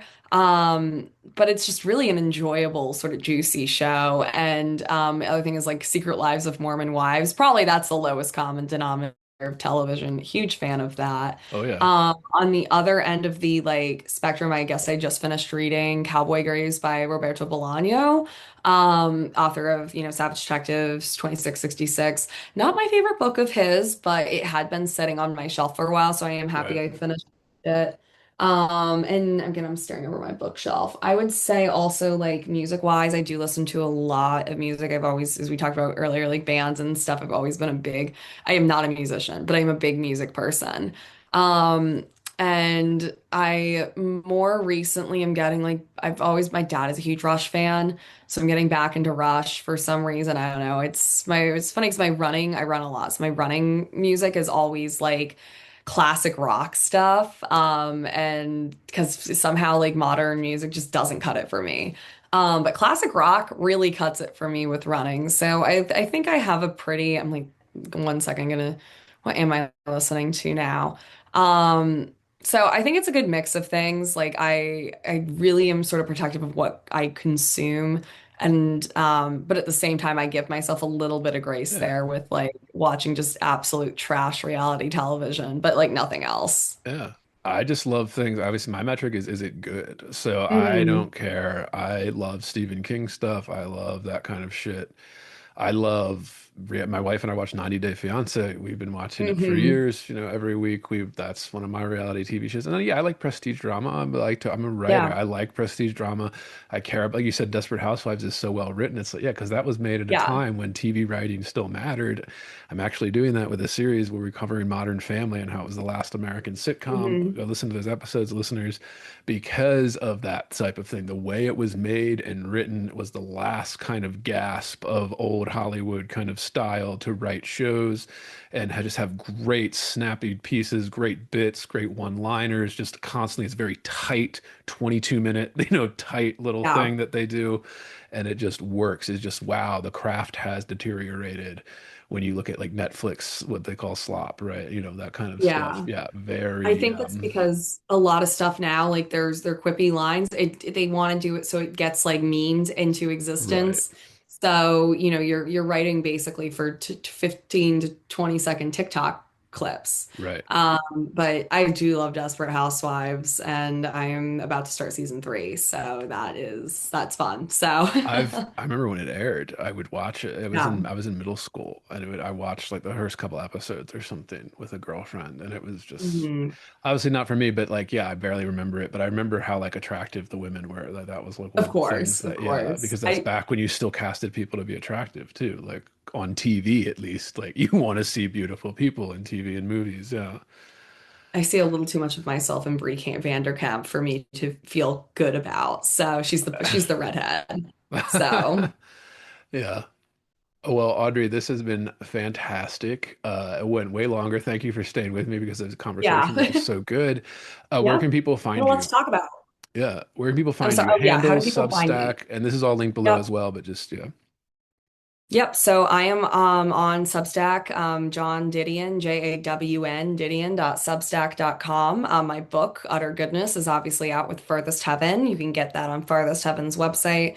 I'm on Twitter at Tinned Fishmonger, Tinned without an E, thanks to Twitter's character limits. And I am online at audreymorganlee.com. Instagram if you really want. That's Eternally Online. My first book launch party for Utter Goodness is this upcoming Thursday, January 22nd at Photo Lounge in Philadelphia. That's starting at 7 p.m. Also features some great writers, John Pinto and Kevin Costello. And we're just announcing, so you heard it here first, maybe, although we are announcing it Monday, so we'll see. The DC reading is going to be at Butterworth's in Capitol Hill. That is on February 22nd. And it'll be a panel and a reading with fellow Furthest Heaven writers, Tom Will and Anna Krivalopova. So really looking forward to that and more details to come. Fantastic. You heard it there, listeners, and that's all linked below as well. Audrey, please come back. Please come We back would love to. anytime. Cover a Anytime. Thank you book. so much. Yeah, literary culture, anything. Yeah, we're always open here. Awesome. Thanks so much, Andrew. Of course.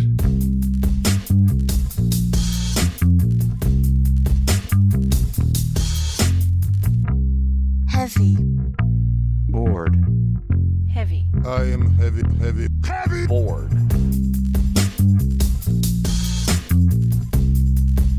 I may say that the male is entirely hostile. No! You know, Resources. life, friends, is boring. We must not say so.